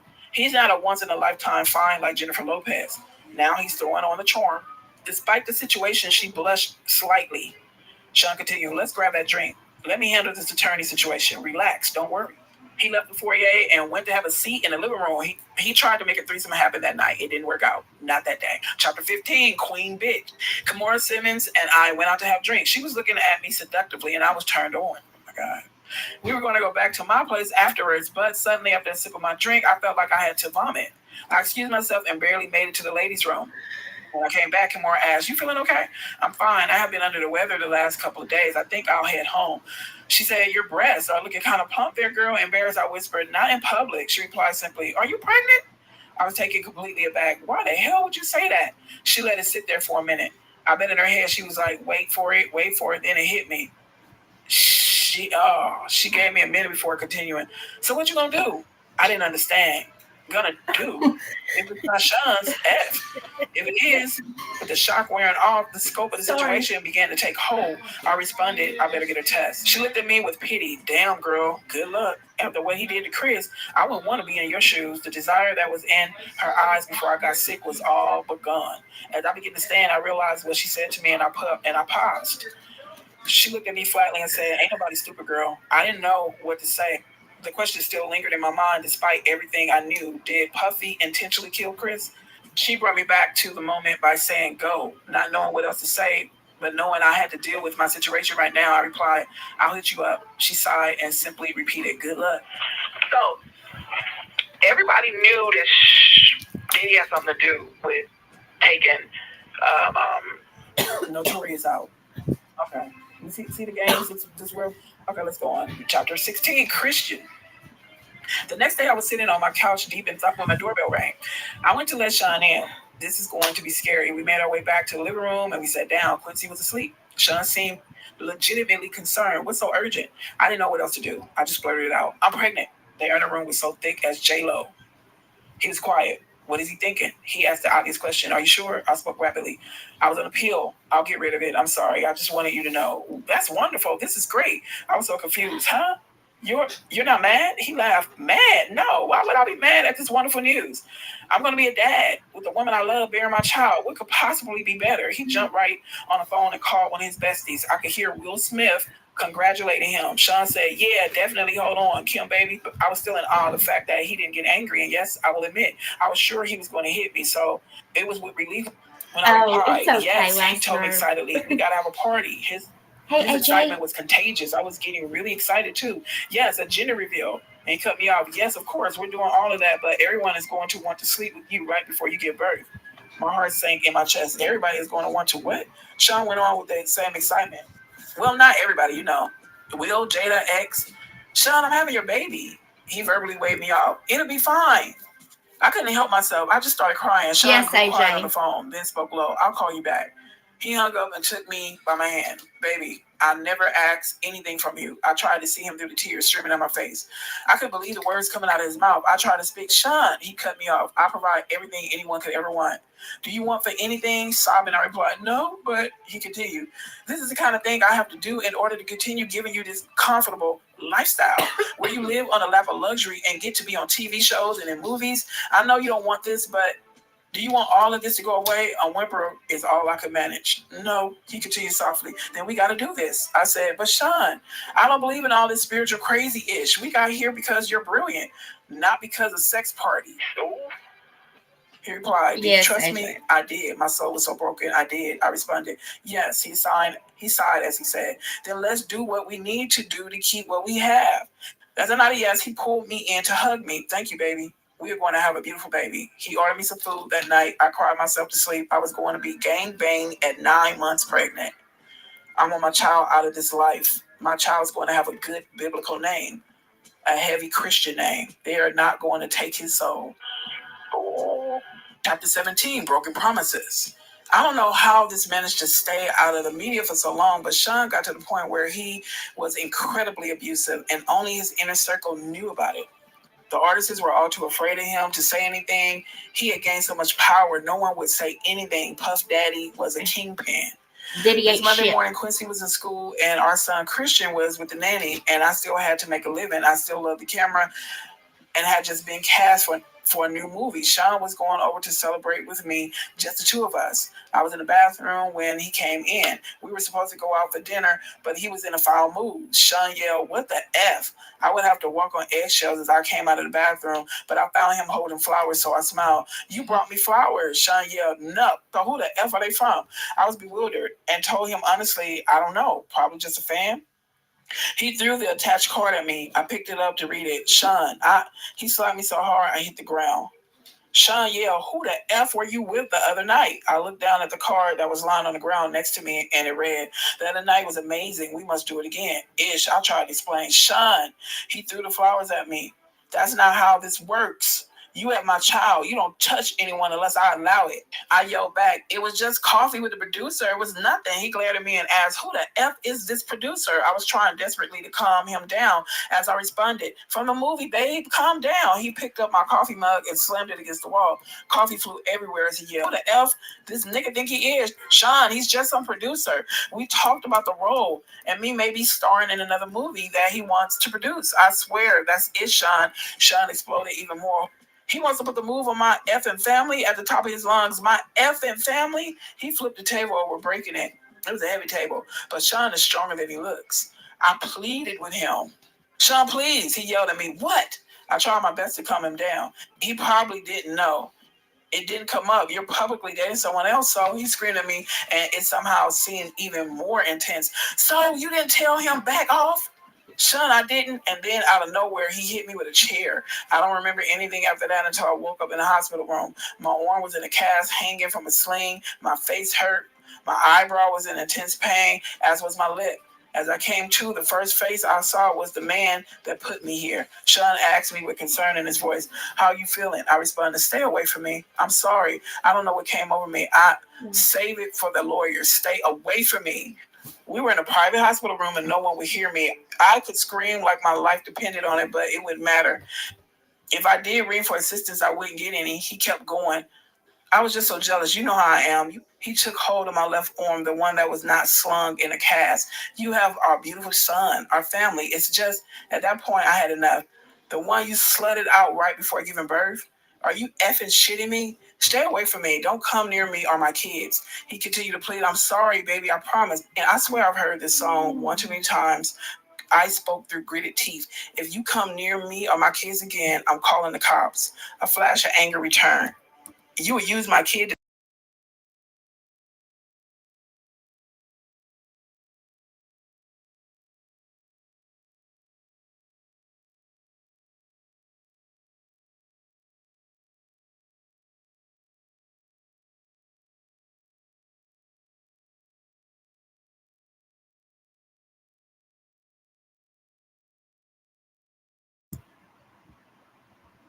damn stupid. And of course, I wasn't cast for either movie. From what I understand, the producer died of pneumonia. Damn, did he kill the producer? Ooh. Sean kept his word for the most part until he didn't. I ended up pregnant again. He wanted energy from that too. That would be my last sex party. My body will never be ravaged by so many people again, especially while I'm pregnant. Ooh. What if something happened to the twins? After that, I wanted out. But when I tried dating someone else, they would end up dead from pneumonia. What the? I knew Sean was behind it. This was not a coincidence. He gets jealous of a guy and they die of pneumonia. I could be next if... Oh my... Didn't she have some kind of pneumonia? Oh. Let's continue. If I'm going to get out of this alive, I'm going to have to do something to make him stay away from me. I had a plan, but it was dangerous. Sean has a vault where he keeps videotapes of all his conquests. I started sleeping with him again. After he falls asleep, he was starting to drink heavily. I would get into the vault and get a couple of tapes, take them home, make copies, and swap them for the next set of tapes a few days later. It took weeks to get them all copied, and he never knew I had them. This was my way out. Some of the tapes had things I would have never expected. The gay parties are one thing, but the young boys like Usher, Lil Bow Wow, Justin Bieber, I would have never known. My God, is he grooming Quincy? This has to end. Ooh. I invited him over one day to confront him and put an end to our on-again, off-again relationship. He entered my house unannounced for the last time. He would no longer have the key after today. I was in the kitchen. Kimora and I were sharing drinks. I was scared to face him alone. Sean entered smiling. "What's up, Kimmy?" "Hey, Mora." I told Sean to sit down. Because of my tone, he looked at me stung and asked, "What's going on?" "What is this?" I responded with delight. "Me taking my life back. We're done." He answered, "Hold on, wait a minute." I was so excited that I wasn't hearing any of it. I shouted at him, "No, no more. This is effing over." He looked confused as he asked, "Where's all this coming from?" With disgust, I said, "I got effing footage, Sean." He looked even more confused as he inquired, "What are you talking about?" Kimora said with revulsion, "Usher too?" Sean said, "Wait, what the F is going on?" Sean stood aggressively, and Kimora responded, "Don't make me call the cops." Sean's anger was creeping in as he replied, "This is how it is." I simply nodded. If anything happens to either one of us, it gets released. He seethed as he queried, "After all I've done for you?" I don't think I was ever so happy as when I said those words to him. "Get out."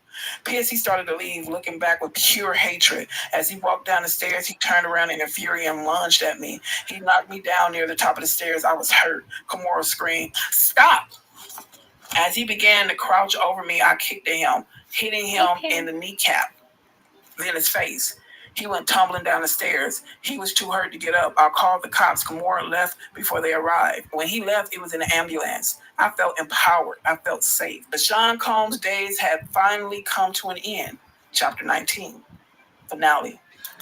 Things were okay for a while. I started dating again. It was almost normal until I got serious with someone. Then my boyfriend died of pneumonia. I knew it was Sean again.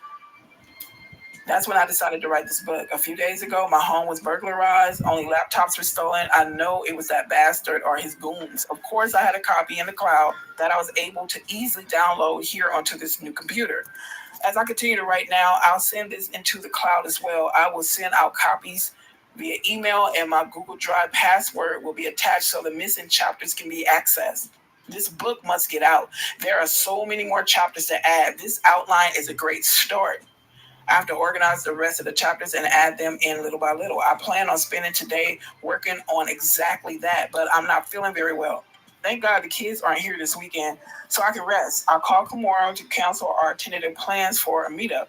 When I spoke to her, she said, "Girl, that doesn't sound like the flu.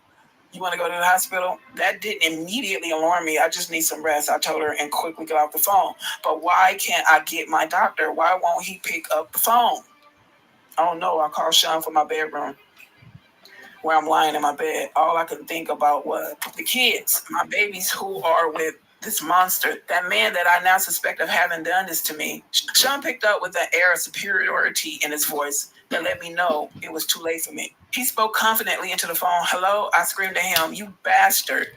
I have your effing children. What are you talking about? The kids are with me, he replied with a mocking innocence. There's literally nothing I could do. I could only ask, did you ever love me?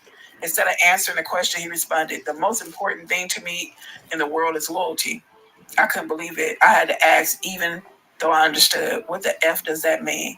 With the same faint innocent, he mocked Kim. Is something wrong? He's going to continue this game to the bitter end. I asked one last time, how could you? Again, with the narcissism I had now come to despise, he responded, how could I? Do what? I gave you everything. You went to someone else. You left me just like everybody else did. You asked, how could I? How could I what? I yelled, look what you did to everyone around you. There was only anger in his response. So you're saying everyone leaves because how I am and you were going to expose me? He had me burglarized. I knew it. I shouldn't have threatened him. I should have just published a book. I'm going to die like Heavy D, like Biggie, like Pop, like so many others. And it's because he's a monster, plain and simple. Before hanging up, I simply say, that's not the only copy, you F. Then I shoot out a group text. I let everyone know he got me. Then I call 911. As I sit here waiting for the ambulance, I am writing this chapter and praying that I make it to the hospital. I don't feel like writing anymore. I might not be around to see it in print. It's okay. I'm sending it out. He won't get away with this. I will have to say my final words. Sean Combs will get exposed even if I lose my life doing it. My kids have always been my most cherished possessions. I want the world to know that, but more importantly, I want them to know. And that is the end. And this book basically answered a lot of the questions that we all had. I hope you guys enjoyed it. Y'all, that is insane. There's so many victims. I didn't know Bow Wow. Like I've been digging like the past few days. I've been like going crazy, listening to so much. Kim recorded everything. Diddy put Usher in the hospital. Usher. Then there were reports that Let me see. discover new Dove Whole Body Invisible Cream, a new whole body deodorant that's blissful. That Usher was in the hospital courtesy of Diddy. Well, as it turns out, the feds may have found something with regards to this. And this might be one of the things they have on Diddy with receipts. Stevie J, the Usher part, that's a touchy situation, man. You know what I'm saying? Because I had a certain feeling and I felt a certain way when Usher got on Shay Shay, and I don't mean to mention other people's platforms, but he got on Shay Shay and he mentioned how great and how good Puff taught him and everything. You know what I'm saying? About the business. I know. And people. Okay. So, how was Usher whenever he went to Diddy? Does anybody know?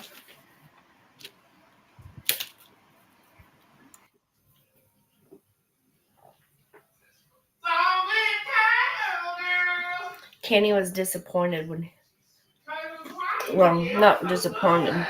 He was like, when I told him Will Smith was who had signed Usher to involved. his record 15. label, sent him to live when he was 15? about 15 years old. That's what they Combs say, and his and home when in I googled Scarsdale, it, they New said he York, was while he 15. worked on his self-titled debut album. And there we go. She said it. I didn't say it. Google said it. That's so crazy. And poor Justin Bieber, like his first interview with Diddy, compared that one, I think it was the second one, he would look scared. Hold on. And if this gets too much, just let me know. Let me see. Okay, Katie. I had to. You know me. Let's see. Interview. And there's also videos out where Diddy was like checking him for wires, I guess. Let me see. I know it's here. There's so many. I think it's this one. Hey, young brother, everything's good? Selling out arenas and everything? Starting to act different, huh? You ain't been calling me and hanging out the way we used to hang out. Well, you try to get in contact with me, through all my, partners and whatnot. Mm. But you never really got my number, so. Right, okay. My number? Yeah. Tell you my number. Yeah. It's 555. See how nervous Justin was? I mean, good. Like, listen to him. Hey, young brother, everything's good? Selling out arenas and everything? Starting to act different, huh? You ain't been calling me and hanging out the way we used to hang out. Well, you try to get in contact with me, through all my, partners and whatnot. Mm. But you never really got my number, so. Right, okay. My number? Yeah. Tell you my number. Yeah. It's 555. See? That's so sad. That is so sad. All that time people went after Michael Jackson over lies. Mhm. And Diddy was, yeah. I really feel he should spend the rest of his life in there. In my opinion.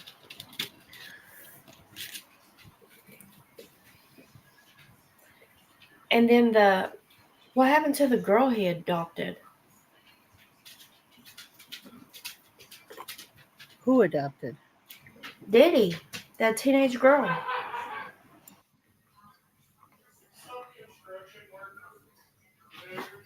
MJ is as guilty as the day is long too.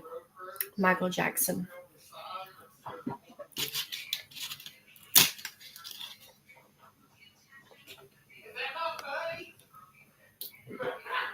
I don't even know if I've heard Diddy. And she and her family have distanced themselves from him. Okay, it says Ava has reportedly known the twins since they were children and is cared for by her own parents. As per TMZ, her parents said to have been friends with Kim, and she remains close with Delilah and Jesse.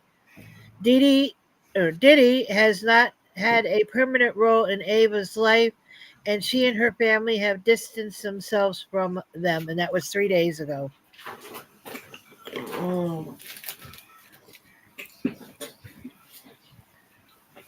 This is crazy.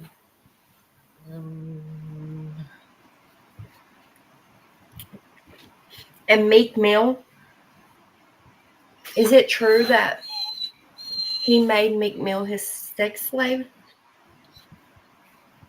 May who? Supposedly he made, I think it was Meek Mill, he made him his sex slave. Oh, Locked in a cage or something, is that true? I don't know. You'll pay at the end of the day, not. Okay. I love you. Yeah, because there's another one that said Diddy announced he adopted young Ava in 2020 in reference to a video said to be a skit. TMZ reports that Ava's parents were close friends with Porter, who died in 2018 after a battle with pneumonia, and have kept the young girl away from Combs amid his mounting legal woes. So, yeah, I don't know. Thank God she probably It got in prison. That's what I'm thinking too. Yeah. I'm gonna grab another water real quick. I got a chip stuck in my throat.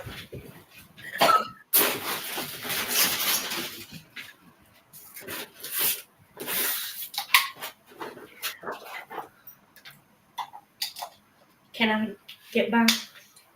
Thank you. You think he'll got in prison, Danny, or do you think he'll be protected because that's where a lot of his people were? I heard he's eating steaks and everything.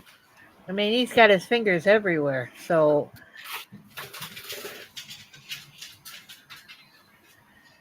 And he's in Pennsylvania prison.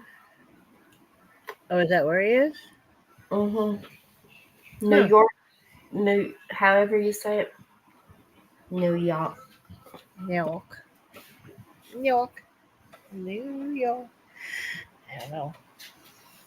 I seen a video on Newsbreak that came out today, and it said Diddy speaks from prison, but to me it was just fake, like somebody made that, because the mouth wasn't matching up with the words, and it didn't look like he was in no prison. I mean, maybe it's a mansion prison what he was in, because that looked too fancy to be a prison in the background above that door. That fancy shit had going on. What are they? They have those. What the hell are those called? It's like the one that they sent. What, Adrian? What the hell's her name? Shit. Give me a minute. I'm having an old lady brain. Hang on. I heard one audio. Maybe it could have been that one, but as soon as I turned it on, because I thought it was, something different. And as soon as I turned it on, I heard, what I heard. And so I hurried up and turned it back off. So I don't know if that's the one, because I didn't listen to it all. Like, as soon as I heard what it was, I clicked right off. So I don't know if it's that one, but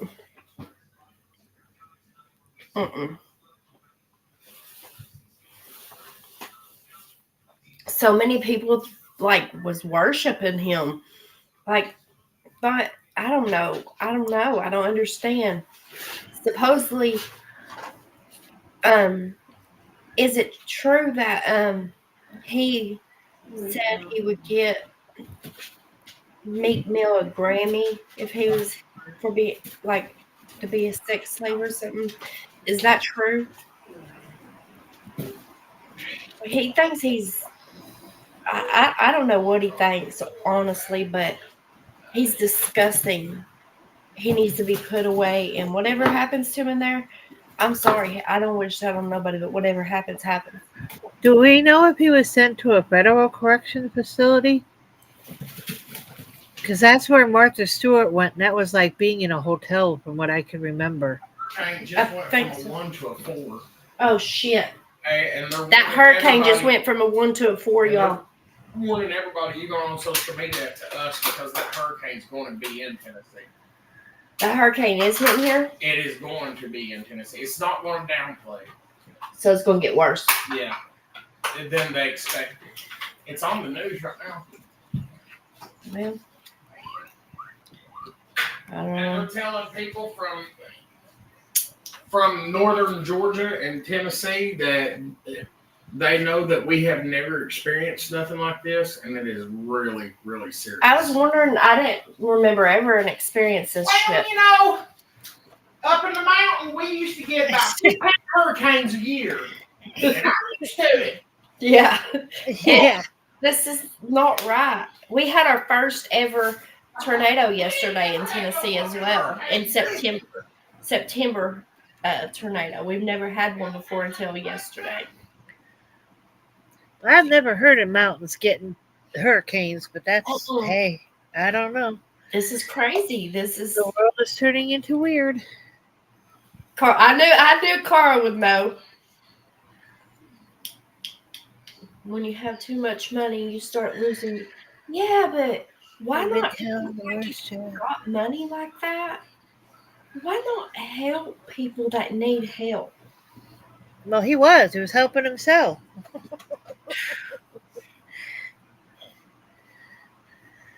He's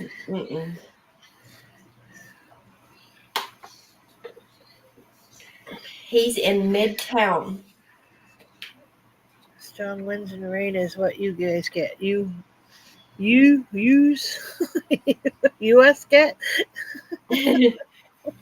you will get. I'm almost afraid we're going to be flooded because the pond right here in front of the house is already flooding, and the rain ain't stopping.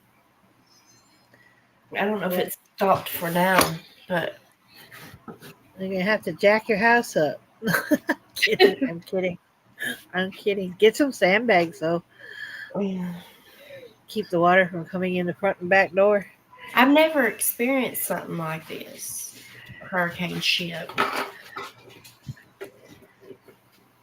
I don't know. Let's see. How I pray about I'll describe it this way. It's like a super intense storm. And they And- said that we will lose power. We will. Yeah, because Well, it's get your candles ready, Kenny. 60 to 90 mile an hour winds. Find your batteries. Well, Peggy, it's a good thing I bought a generator today. Candles are so outdated. Well, there you go. All right. See, I'm too poor to get me a generator. I got candles and batteries. Well, I'm not above using candles and batteries. I'm not. But There will be flooding. The ground can't soak it up fast enough. no. Even it was saying even healthy trees are going to be falling. Oh. Yeah, they're Blount County's got a post out right now looking for volunteers to go clean up, Oh, like the roads, cut trees and shit. I volunteered. Did you? well, you would. Yeah, you know, and I laugh in the face of danger. Yeah. Yeah. Yuck, yuck, yuck, yuck, yuck, yuck, yuck. You got 3. He got lucky. It wasn't the other day, it was weeks ago, but he got lucky and found one. A really good one, actually. I think he paid $60 for it. Well, I'll stand corrected. We had a generator when Katrina hit. And then after Katrina came and went, and we got everything back where it belonged, which wasn't bad because where I'm located, we didn't really get, I mean, we got smacked, but we didn't get smacked hard. I mean, we were good. Yeah. I think it was a year and a half later, my stupid husband went and sold the generator. Oh. I could have killed him, but that's the way it was. We weren't using it, so he decided to sell it. Man. They come in handy though, I guess, if you ever need it. It's at the camper, but I don't know. In one Oh, did he? like 6 months before. I've been looking at those Oh, wow. solar panel ones, but man, they're expensive, and I just don't have it right now. It's like, oh my god. Diddy is basically trying to get. Yeah, I seen that. He ain't gonna get it. I'm hoping he don't somehow pay somebody off to get away with this. I mean, can he do that or no? Is there a chance that could happen? Because how people look at him as he's some scary person, they better bow down to him. There's that, and then there's also, good God, Tupac was such a icon for. I know I worked with a girl who, oh my goodness, she was crazy about Tupac. She even had a blanket that she had draped over the seat of her car, and she drove around with him in the car. I'm like, oh my Lord. But anyway, you would think that he could possibly face retaliation from some other people. Tupac and Biggie. Yeah. And then there was other people that were mysteriously dying of pneumonia that his ex would like hook up with, or if something didn't go right. That was say, died from pneumonia. I'm telling you.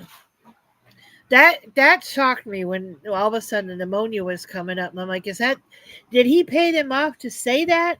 Or did he find a way to infect them with something and they really had it and died? Yeah. Because remember, he said he would never shoot her, that he was going to get her either through her food or her drink.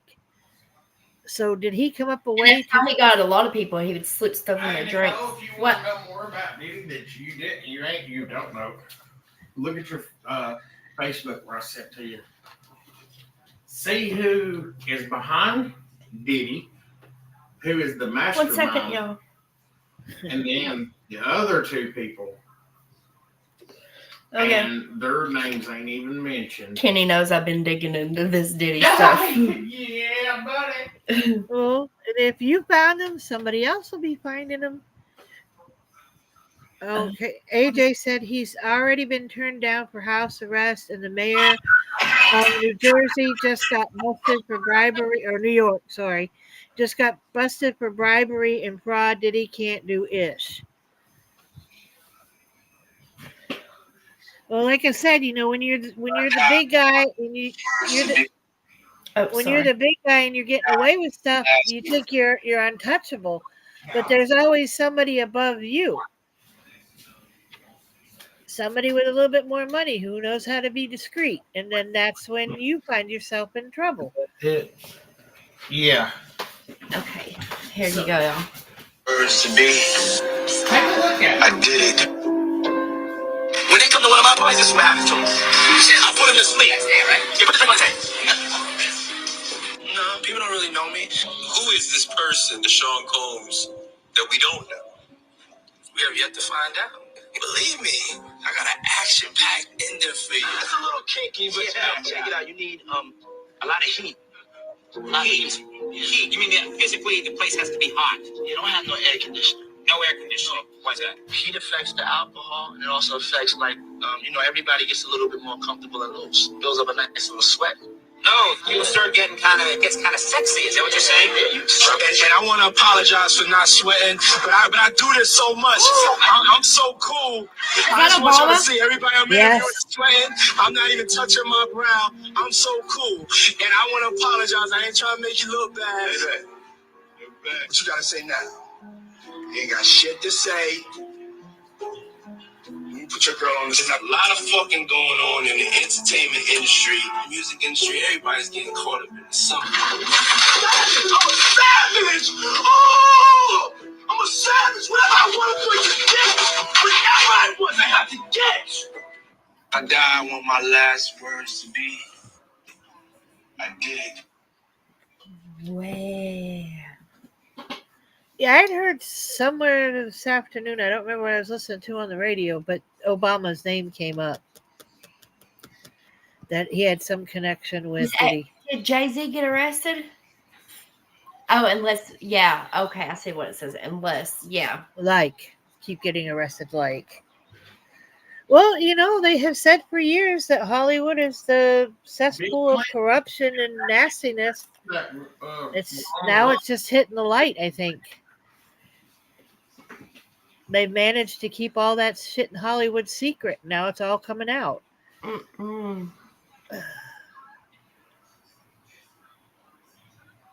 Somebody, I wish I caught the name of the artist. I was watching the short, and the gentleman that played the short, there was some kind of a concert going on. And in the concert, the singer, the band, the group, whoever the hell it was, had people come out on stage, and on the stage there was that pentagram on the floor, and these people had hooded outfits on, and they stood in the like on the star parts or whatever, and they were literally doing some kind of weird ritual during this concert. And I'm thinking, I'd have left. I'd have exited the building. I'm like, I don't know what they did. I don't know what it was for. But I'm now concerned about all the people out in that audience that watch that crap. I'm like, you're at Night Irene right there in public. Boom. Mm-hmm. The hoods, the chanting, the whole 9 yards. I'm like, I know why I stay home and listen to old records. Didn't people look at Beyonce like she was the queen? A queen? Maybe. The queen of, I don't know, the music. I don't know how to explain it. Yeah. But I'm pretty sure that's who they used to call. They always called the queen. There's a lot. Do you think that just Diddy will go down, or do you think more people's going to go down? It depends on who talks and who lives long enough to talk. AJ, yes.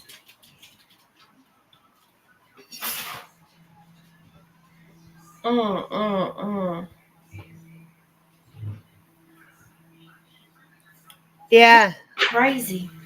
Right, Carlotta? Yep.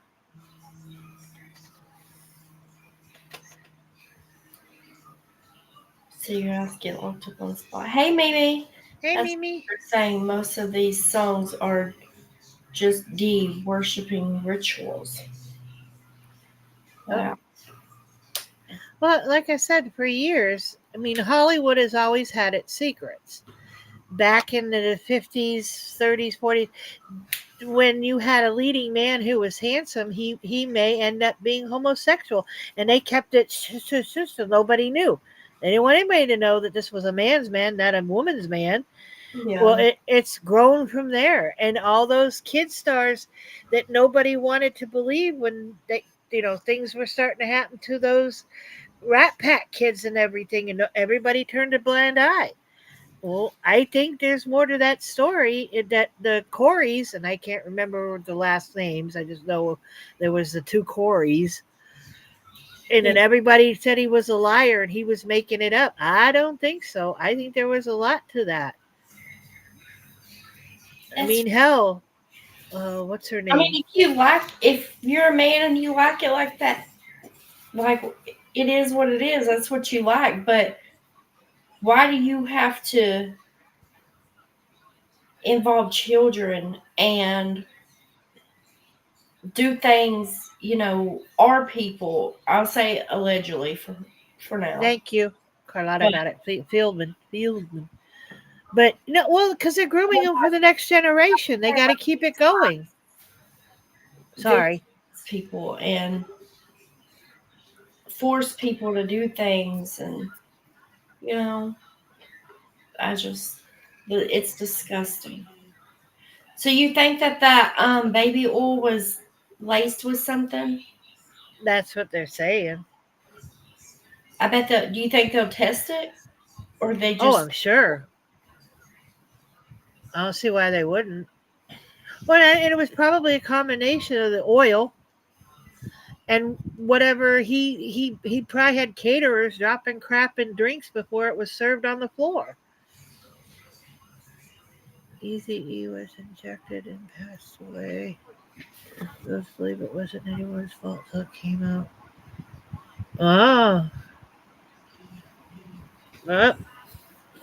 Dang.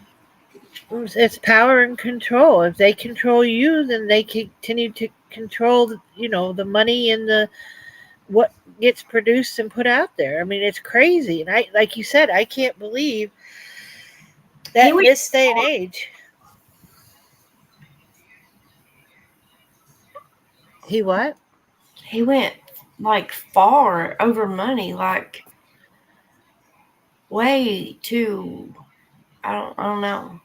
Well, I don't think it's just about the money. Like you said, it's the power.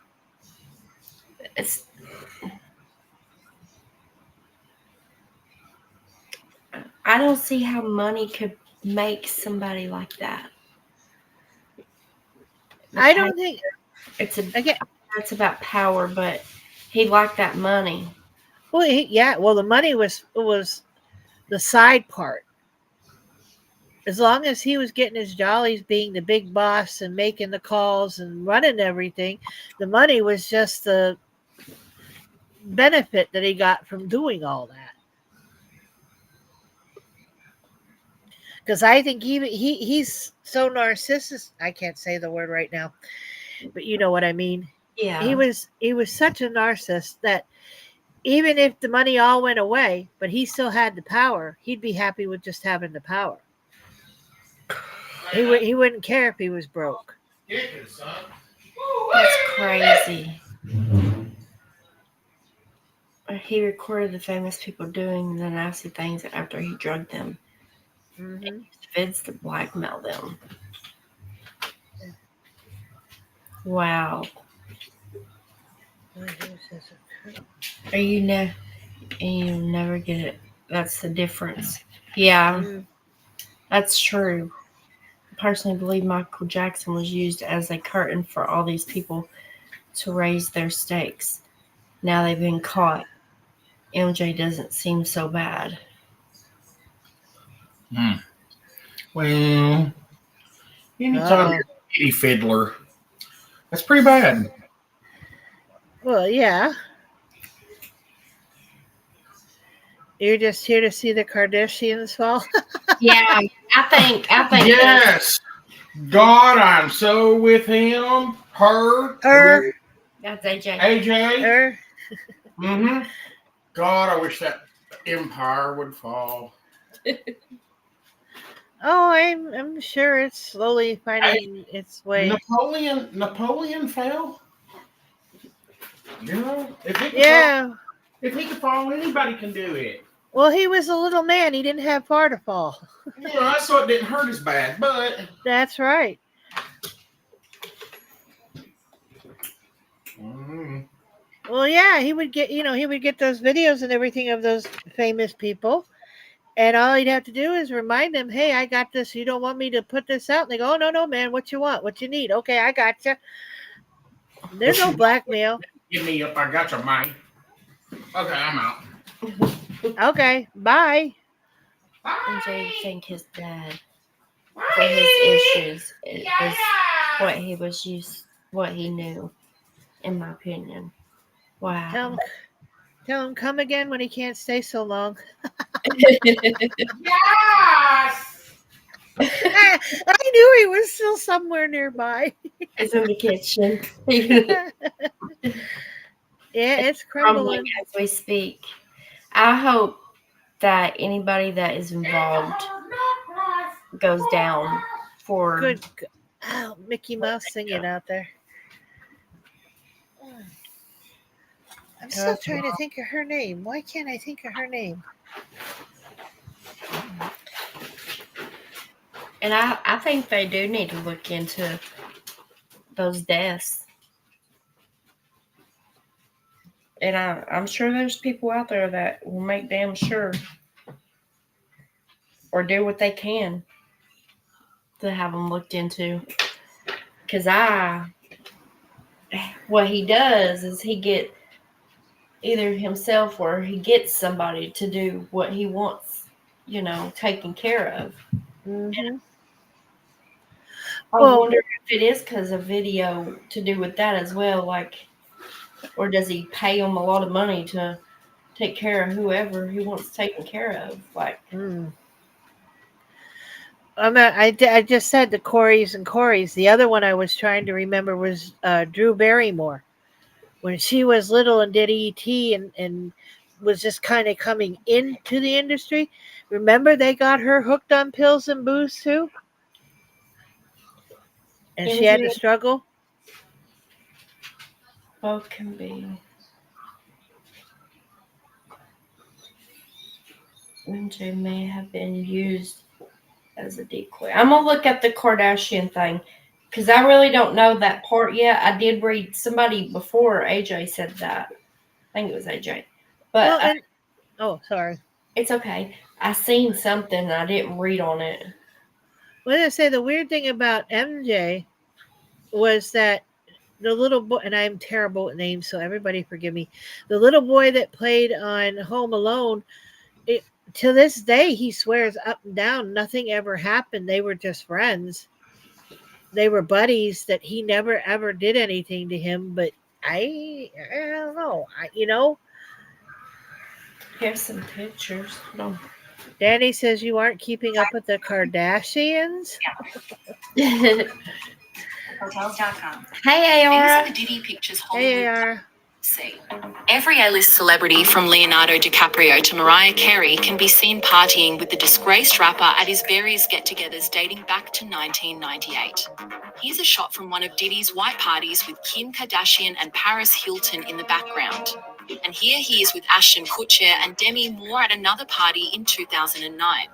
Russell Brand, Chris Brown, Lil Kim, Nicole Richie, and Tommy Lee are just a few of the other big-name guests, while another picture from Diddy's East Hampton house shows two women pouring champagne down another woman's throat in the pool.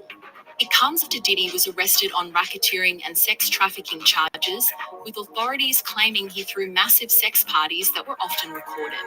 Diddy has pled not guilty and faces a minimum of 15 years behind bars if convicted. I'm gonna ask a stupid question, and forgive me. It's only because that report made me have to come out and ask the stupid question. Yeah. Did the lady reporting that say he threw white parties? No. You sure she didn't say that? Yeah, sex parties. No, yeah, but didn't Oh, I'll have to find it and watch it again. Hold on. It sounded like he said white parties, like he threw parties for white people. I mean, that's how it sounded. Oh no, I don't think it said white parties. Well, play it again for me because I'm stupid. Well, I will, but I'm on another video. Hold on. Oh, okay. Khloe Kardashian reveals shocking details from Diddy's party on Keeping Up with the Kardashian clip.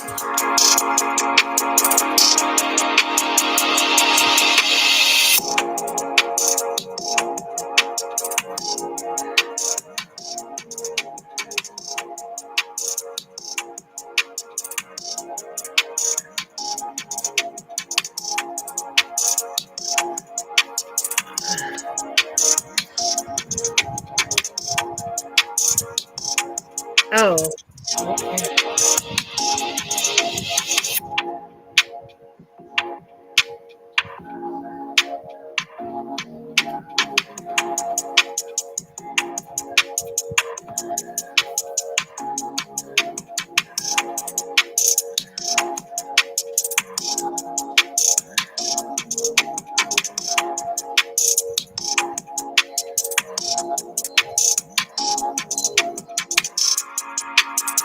I'm confused. She attended what out bowling recording. Okay, I guess she does it. It's just words, and I don't know if y'all can read all those words. No, it was hard to see because it's small on the phone, but Maybe it did say what you thought, and it just means to wear all white. that's what everybody said in the chat. And I'm like, it just threw me off when I heard her say all white party, and I'm like, what? I'm like, well, that's odd, but okay. Well, I guess it would make sense if Ashton Kutcher and Mila, how do you say that? Mila Kunis split, rumors explained, Amidity arrest. they split because of the arrest of Diddy. I don't know if it's because they arrested him, but Well, I thought it was odd when his name came up because he and his wife, well, they were married, him and Miley, whatever, how you say her name. And he's such an advocate against sex trafficking that I was blown away. I absolutely love using BetterHelp. Who is Therapy Jag? just in general has changed my life. It's made I overall don't just know. prioritizing my Like mental Jay-Z? health and just my let me see. Oh.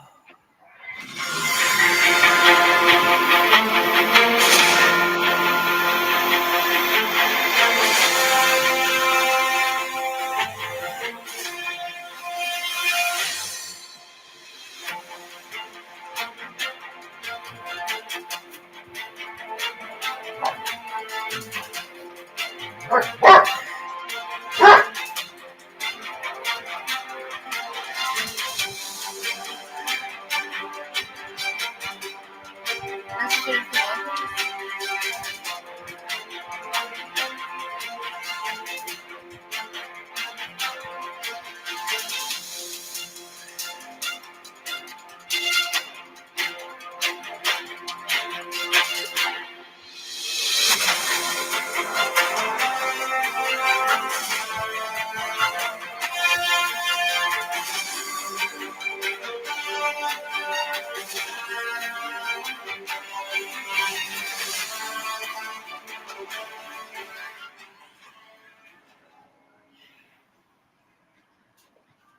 Because they're involved too, but they didn't splitting their assets and appearing to. Oh, that way if something happens, somebody goes down, their assets are. Wow. You know, I didn't know that Ben Affleck and J-Lo split. Again. Yeah, from what I understand. Good night. And J-Lo was at some of these parties. Wasn't she the one that allegedly carried the gun into the place that Diddy shot up? Yeah. That nightclub or whatever. Yeah. And then he blamed it. What was it? A body double or something? He said that the body double did it, not him. Yeah, somebody else. I think somebody else took the fall for him or some shit. Well, damn. Well, see, that's the problem when you're kind of a somebody and you want to be a somebody, so you hang out with somebody you think is like big, Mm-hmm. and this is a crap you get pulled into. I'm like, nah, I'd rather be a nobody. Yeah. I don't face spending any time in jail. And what did Oprah Winfrey do? Because I've been seeing people say Oprah's next. What happened there? I don't know. I know her name was just on there was a list. There's a list of people who attended his parties, and she was on it. Oh, see, I ain't seen the list yet. I don't remember who had it. Somebody read it out the other night. Ashton Kutcher lays low after Rappel's criminal indictment. Oh. Ashton, you got something to say? You need to talk about something? Like I said, makes me sad because he has been a big advocate against and gone in front of Congress and everything to get laws changed to prevent the sex trafficking of kids and women and young men that get grabbed. So to think that he's supposed to be an advocate for that, and then you find out he's been at one of P. Diddy's parties, I'm like, oh my God. Mm-mm. You gotta tell Diddy no. Yeah, you. Who was it that said that? Was it Cat Williams? Somebody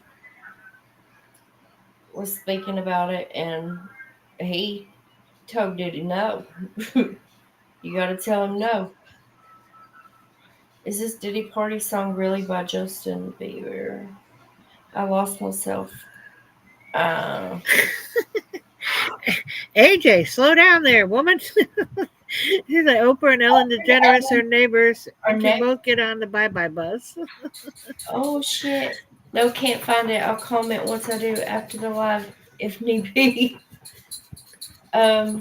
Bullshit. He was friends with the POS who played Hyde in the 70s show.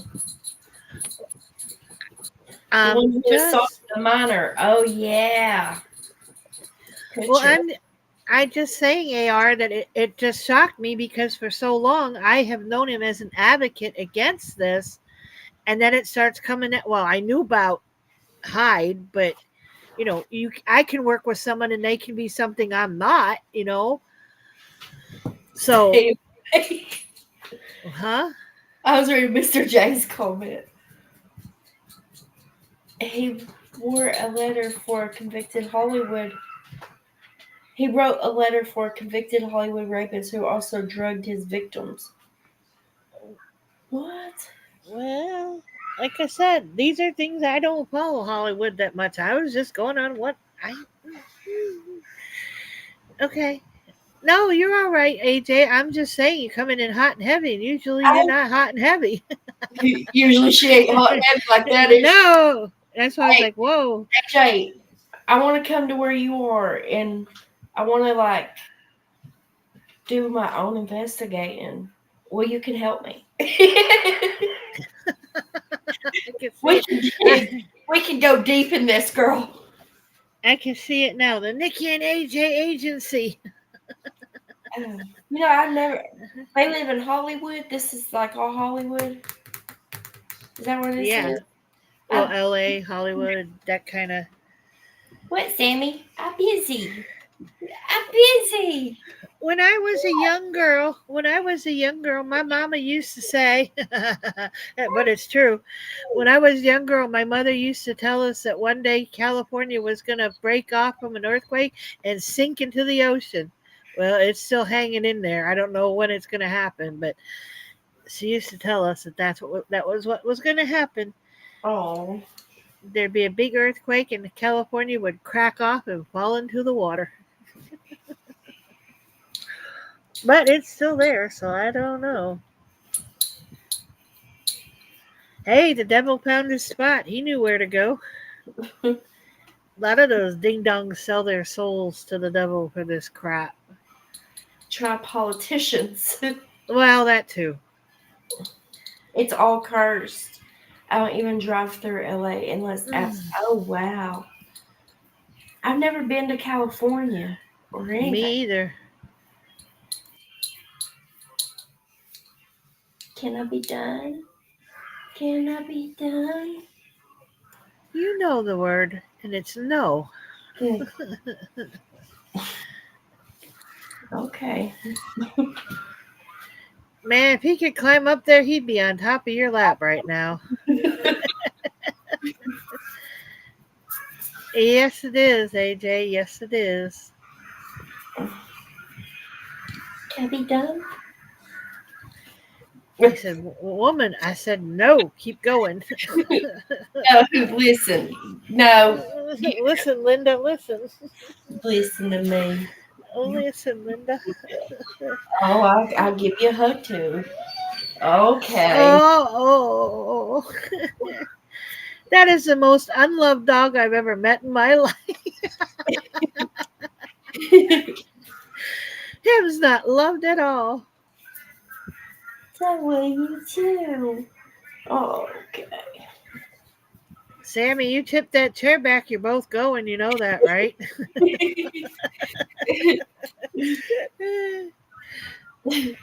All right. I don't care. Listen, crazy. You're leaning over the armrest, and I'm trying to talk. Listen, I'm with you, and I love you. Okay. I'm done. Thank you. Oh, you slobbered on me, Mr. Slobber.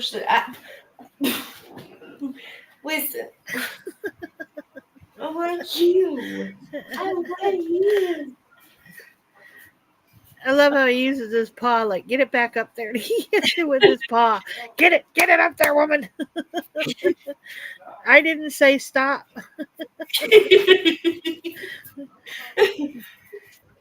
You'll be done when I say you're done, woman. Uh-oh. All I see is his bottom teeth. It's funny though, he does smile a lot and he'll show all his teeth for you. Can be done now? Thank you. For 2 minutes. I bet he's back. Okay, Cal. Is it your turn? Now Cal says, me too now, please. Okay. Oh, Sammy, you big bully. You're pushing Cal out of the way. Listen. What are you doing? You're not even a licker. You're just trying to show off. You want to show off?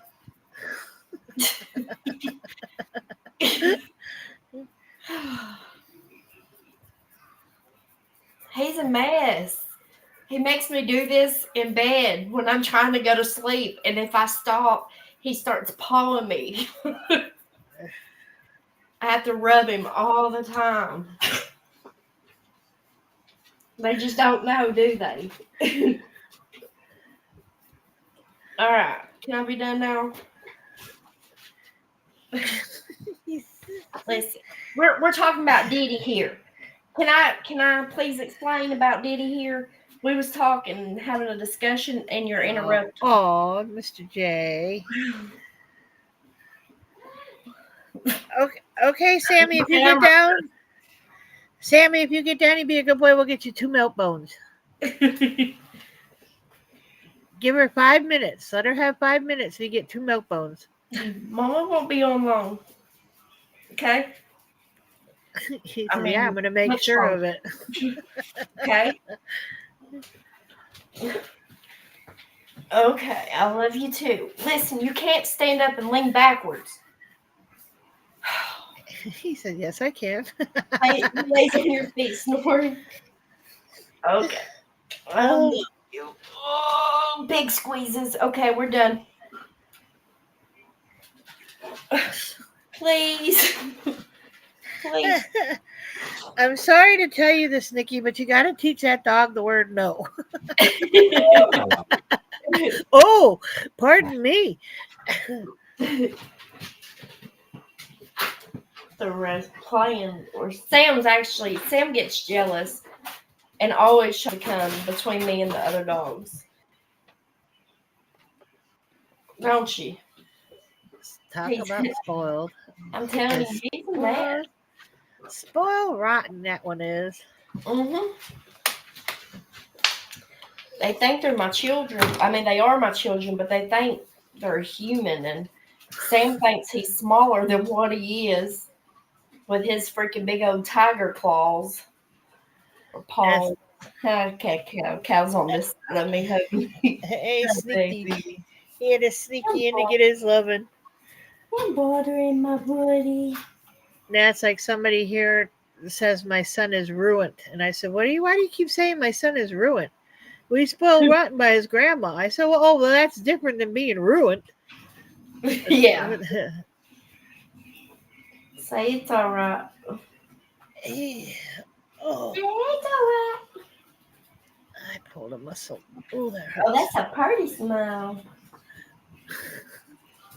You know, I just gave them a bath the day before yesterday, and they're still itch. I don't like it. Doesn't. I don't know. Cat, don't sit on that foot. Come on. You had that. Oh. All right, Mama hit that one in a second. All right, I love you. Uh-oh. Children duty. Okay, I gotta go pick up my Shetland from work. So I'm gonna have to get off of here. Thank you for having me up. No, thank you for coming up. And Anytime. now I got your dog hair on me. Thank you, Sam. And, sending kisses. I know you can't see me, but to everybody, have a good evening. Love y'all. Gonna hit that button so we say bye. Hi, Piggy. All right, it was great talking to y'all. Whew, that was a hiccup. Sorry. Great talking to y'all tonight. Sorry I can't stay any longer, but I love y'all, and I will talk to y'all very soon, okay? I love y'all. Always remember, don't forget that. And positive thoughts, no negative energy in your way, okay? Get out of that. Get out of that. You want to tell them good night? Come here. Come here, Kiko. No, Sam. It's Cal's turn. Come here, Kiko. Come on. Come here. You just going to sit like a pretty boy? Okay. Sam, you were stubborn. Here. You can tell him good night. Say, good night. Okay, Cal, you want to tell him good night? No, Cal does not like being picked up. He will jump up on this by himself, but he don't like being picked up. I don't know why. Say good night, Cal. So tight. Okay, we gotta go get Sissy. All right.